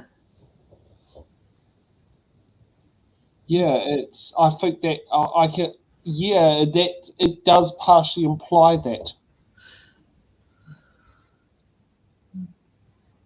Well, it's weird. He said we support this bill, right? But then he goes, this is the part that we support? Yeah. Yeah, so support it to select committee, which is a common practice that happens in many parties, is they'll support a bill to select committee so it can actually go through that process, but they might not support it at second reading. I mean, a great example is that was Treaty Principles Bill. Yeah. Which was just like, I mean, that was just an absolute waste of money, that one. Oh, that was a waste of everything. Yeah. Except for the way that it pulled New Zealand together. Yeah. Yes. No, David Seymour did help that. Thank you, David. Yep. Okay, let's I think it's Te Pāti Māori next. Who's our mystery speaker? Orini Kaipara. E te pika. While this bill may be the most significant reform to our country's workplace health and safety system since the introduction of the Health and Safety at Work Act 2015, it does fail to cover the fundamentals that prioritise workers' rights instead of business bottom lines. Health and safety regulation is not red tape bureaucracy, nor should it ever be treated that way. Strong health and safety laws create the conditions for workers and employers to agree on the systems and procedures needed to keep people healthy and safe at work, and that should be our shared goal. Right. Instead, this bill takes us in the opposite direction.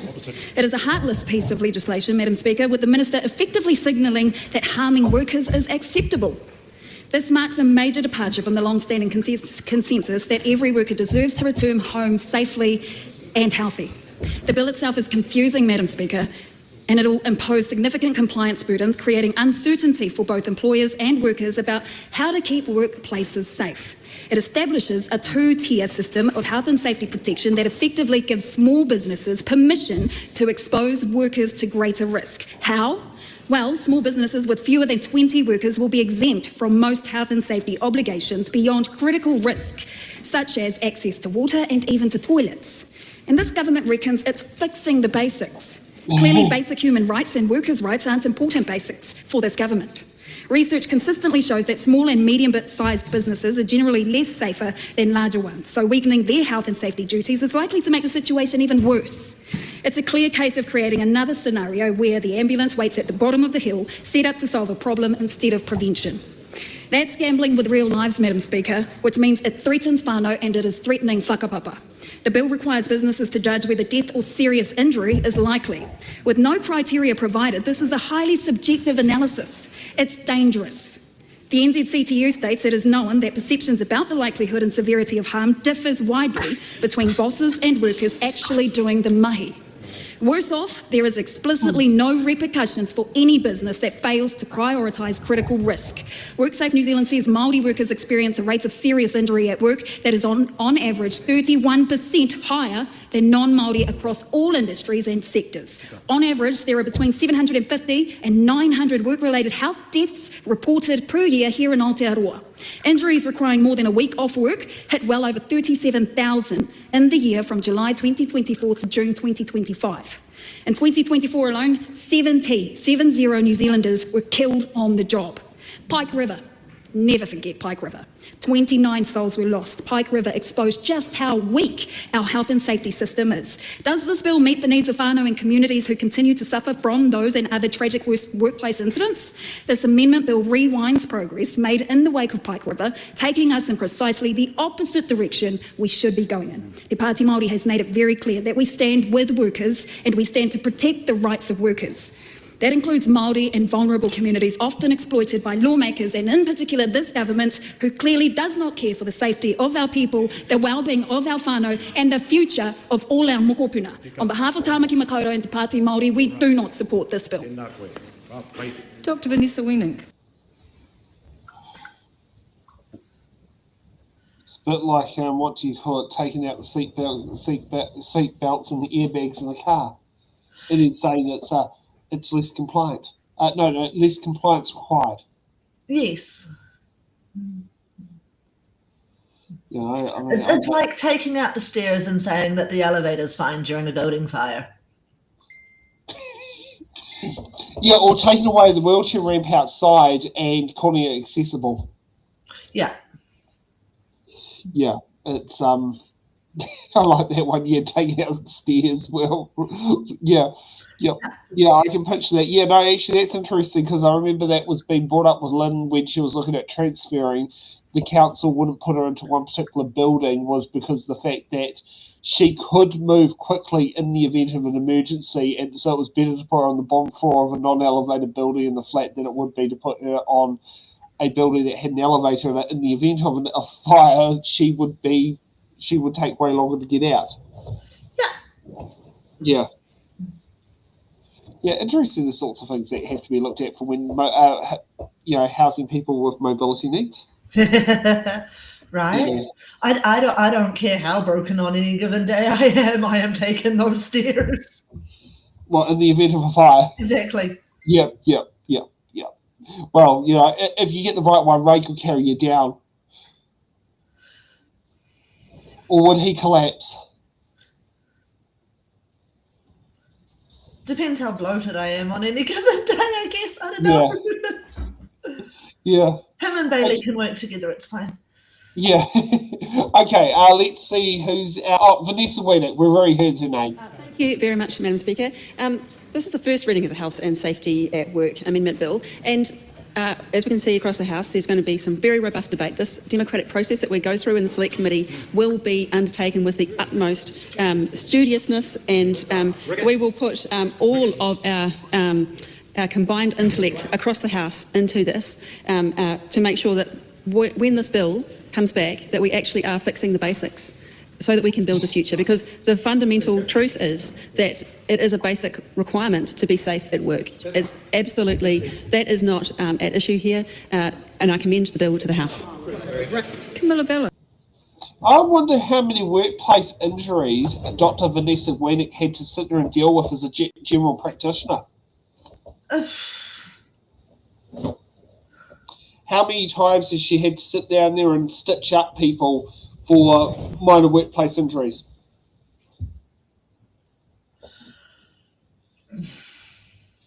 Yeah. How often did she have to do it on the battlefield? Because I do believe she did do military service at some point. No idea. Yeah. And What then was like her what name? cyber... Sorry? What was her name again? Dr. Vanessa Wiening. Wingett. Wiening. Yeah, there she is. Yeah, formerly a Labour Party member who later became a national member who won the seat of Banks Peninsula.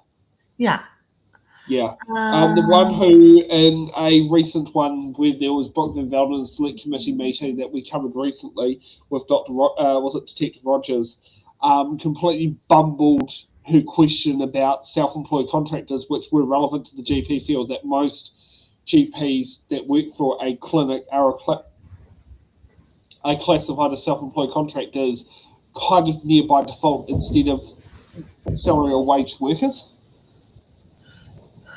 Yeah, she was an Army medical officer, and served nearly 22 years between New Zealand Army and Territorial Force. Yep. Yeah. How the hell did she end up for Labour National? But, maybe she was so desperate to become an MP. Well, maybe. Yeah. Okay, let's see who's after Vanessa. Thank you, Madam Speaker. I rise to take a call on this Camilla. Health and Safety at Work Amendment Bill, which was introduced this week and tabled at the end of last week. Madam Speaker, it's important to remember the context of where the health and safety amendments that this particular bill changes came in, and that was done after the terrible tragedy at Pike River, which has already been mentioned. 29 New Zealanders lost a very, very dark day for New Zealand, and the national government at that time, to its credit, put in place the Health and Safety at Work Amendment Bill. And, Madam Speaker, by and large, that bill is seen as, even at 10 years old as it was last year, seen as bringing in essentially an adequate and workable framework to addressing health and safety in New Zealand. The bill itself, and people have said, and it's definitely something that I think everyone in this House would agree, that New Zealand has an absolutely abysmal record on health and safety, and there is more we need to do. But, Madam Speaker, what we need to do is not what is in this bill. And that is reflected by the fact that when this bill and these proposals that this Minister came out with, there was a lot of concern within the health and safety community, not just from trade unions, but also from businesses and from organisations that specialise in health and safety. Their collective view, and it is rare to find a collective view in workplace matters across those groups, was that the Health and Safety at Work Act was generally fine. It just needed to be bolstered through increasing support for WorkSafe, which is a message which has been mentioned in this House during this reading as well, and also in terms of specific industries to be able to be supported to do what they need to do in order to limit the accidents that they have at work. This bill, the Minister wanted to do this bill, and it was no one else wanted this bill in this way. And I think that what we've got before us is not perhaps the worst option out of all of the options that she was initially looking at, but there certainly are some very, very concerning aspects to it. And one of them is the focus on critical injury above all else. And there are a few reasons why this is problematic. Madam Speaker, today at lunchtime I went to the tailor to get my trousers tailored because the hem had come down.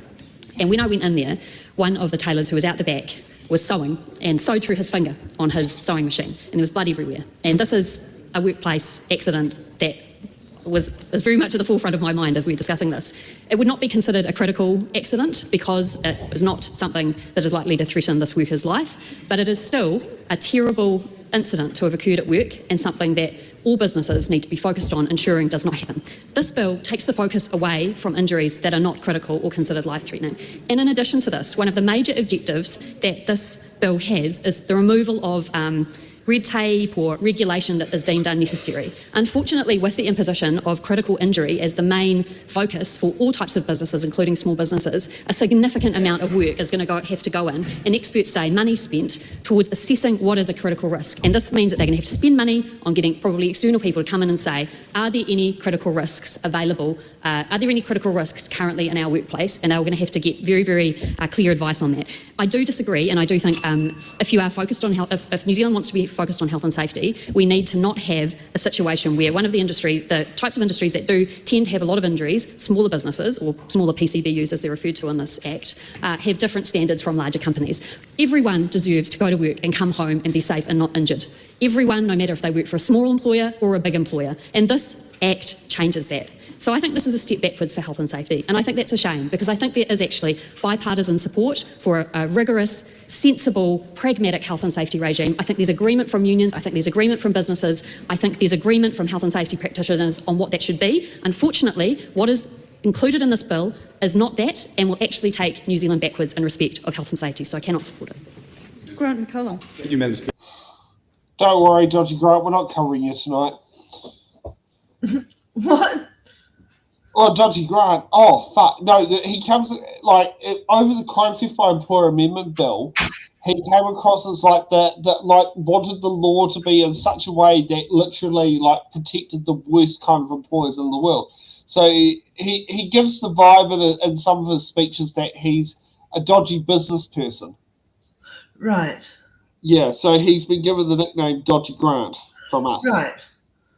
Yeah. Yeah, it's Like, well, you know how we've got different names. Like, we've got Uncle Andy for Andy Foster. You know, yeah, he's Dodgy Grant. I actually had to tell my dad that, and my dad, who's also a Grant, he goes, he said that was actually quite funny that, you know, like, because we got our names now like different MPs, and yeah, there's Dodgy Grant, Uncle Andy. You know, I'm trying to think, what other names do we have for our MPs out there? God, I can't. Oh heck. There's we've got a lot. We've got some. They need to come up when they happen. You know. Yeah. Well, I think it's time for us to call it a show. Yeah, it is. It is just after 10 o'clock. Yes. If you want to help keep me employed, please order at Morsham's. Yeah. Now, I think the bills, because I have to actually read what is in here. Arms bill is the first one that I can actually in the list of things up there. Who can go in there? Okay. If you'd like to sit down there and put in a submission on the arms bill, such as have the suggestion of what my father has sat there and suggested, by having the New Zealand SIS to become the regulator for firearms instead of the New Zealand Police, please get your submissions in by February the 16th tomorrow. Feel free to mention the fact that the SIS is there. They're in charge. Our lovely, terrorist in Christchurch probably wouldn't have got a gun license. Now, if you would like to sit down there and object to Sonny be able to sit down there and citizens arresting you when you are falsely accused of stealing stuff from his dairy, please make sure you put in your bill tomorrow to sit there and say that you object to citizens arrest, or you state that people should actually, be trained. The building earthquake-prone building amendment bill also closes tomorrow. God, that's a lot that's happening tomorrow. Apparently so. Oh, don't have to do this bill tomorrow. You've got until Friday. The infrastructure funding and financing amendment bill. And Stacey, very important for you, for me, for Nick, for Laura. The inquiry into the 2025 local body elections. Yeah, well, like I said, when you've got it ready, send me the draft and I'll Oh God, I'm going to have love fun tomorrow along with video editing. I know. Yep. So yes, those are the bills that are going to be out there if you want to get your submissions in. We'll look forward to it. We encourage everyone to sit there and get their submissions in to make sure they sit there and make changes to laws. And also sit down there, if you do put one on the arms bill, make sure you also support the fact that it's going to be introducing a progressive licensing system for firearm users. So when you come in, you can't sit there and get the maximum license straight off first cab off the rank. I will be putting in that submission is to also state that unless you have gone through the formal process of New Zealand residency or citizenship, you should not be allowed to get a gun license. Yeah. And that would also apply to Australians coming from overseas. And I also wonder if our history should delve into like a P endorsement, where it goes through your whole history from basically when you've been able to be charged criminally as an adult. You know, to make sure that you're not a kiddie fiddler or something like that. But the same type of checks should be done on a gun license. There are some things about temporary and permanent suspensions, which I do think are good, is the fact that a temporary suspension can be put in for a period of 3 months and then 12 months rather than a temporary suspension that becomes permanent. Under the current act, it lasts for 10 years. The new one actually allows it to be reassessed in between. That I do think is actually probably a good thing. You know, have better systems that are in place. And just for those who want to know, in order to get a gun license, just like when you go to get a truck driver's license, you have to go get a medical. Yeah. Yep. So yes, it's not like you can just walk in and apply for a gun license. You do actually have to see a doctor. And that probably also helps with the fact that if you have permanent residency or citizenship, you're likely to actually be enrolled with a GP. Whereas if you're a short-term work visa holder, you're not likely to be. That's a good point. Yeah, and I like what Jess said. Have a renewal station 1 every 5 years. Yeah, that's probably a good idea, especially for probationary ones. For liquor licenses, you get a 1 year probationary license, then a 3 year liquor license. If you become a Cadet Force officer, you are an acting officer for the first 12 months before you get to permanently keep your commission. So that's a Defence Force thing as well. So yeah, that's in cadets. Yes, that every time we had someone who graduated from under officer to a more senior rank, they were acting pilot officer for the first 12 months. Right. Yeah. I mean, yeah. that makes sense. Yeah, exactly. Yeah. And thanks for that comment there, Jason. And thank you for doing that. And thank you for Kiwi Skirt earlier on in the show, moderating in there. We do also have our poll on the scandals. 12% feel the Moa Point sludge part failure being linked to a cycleway overspend scandal is at 12%. And 88% think it's a used pack of sparklers with no spark. Oh. Yeah. Yes, I'm going to have a lot of fun with the editing that goes with these videos. Yeah, fair. I mean, and if you are in Wellington, there has been a bit of a change. I'll just check on what's Julie and Genta. Actually my local MP, it's not your one. No. Yeah, I was going to say our local MP, but I can't actually say that for you because you don't actually live in my electorate. No. Okay, the event has changed venues. So if I'll flick it into this side so I can actually do that. So the venue location has changed for the Moa Point, crisis meeting. It is now going to be at St Patrick's College at 7 p.m. tomorrow night. And also, if you're wondering, sorry, I won't be making that meeting. As Treasurer of Newtown Residents Association, I'll be supporting the Newtown Residents Association at 7:30. Yeah. So that is in there. And actually, it's quite interesting. So when I was dealing with the coffee cart today, this is something that happened. The church, who normally does their baptisms in Lowell Bay, had to do their baptisms in the Newtown School swimming pool because you can't swim at Lowell Bay at the moment.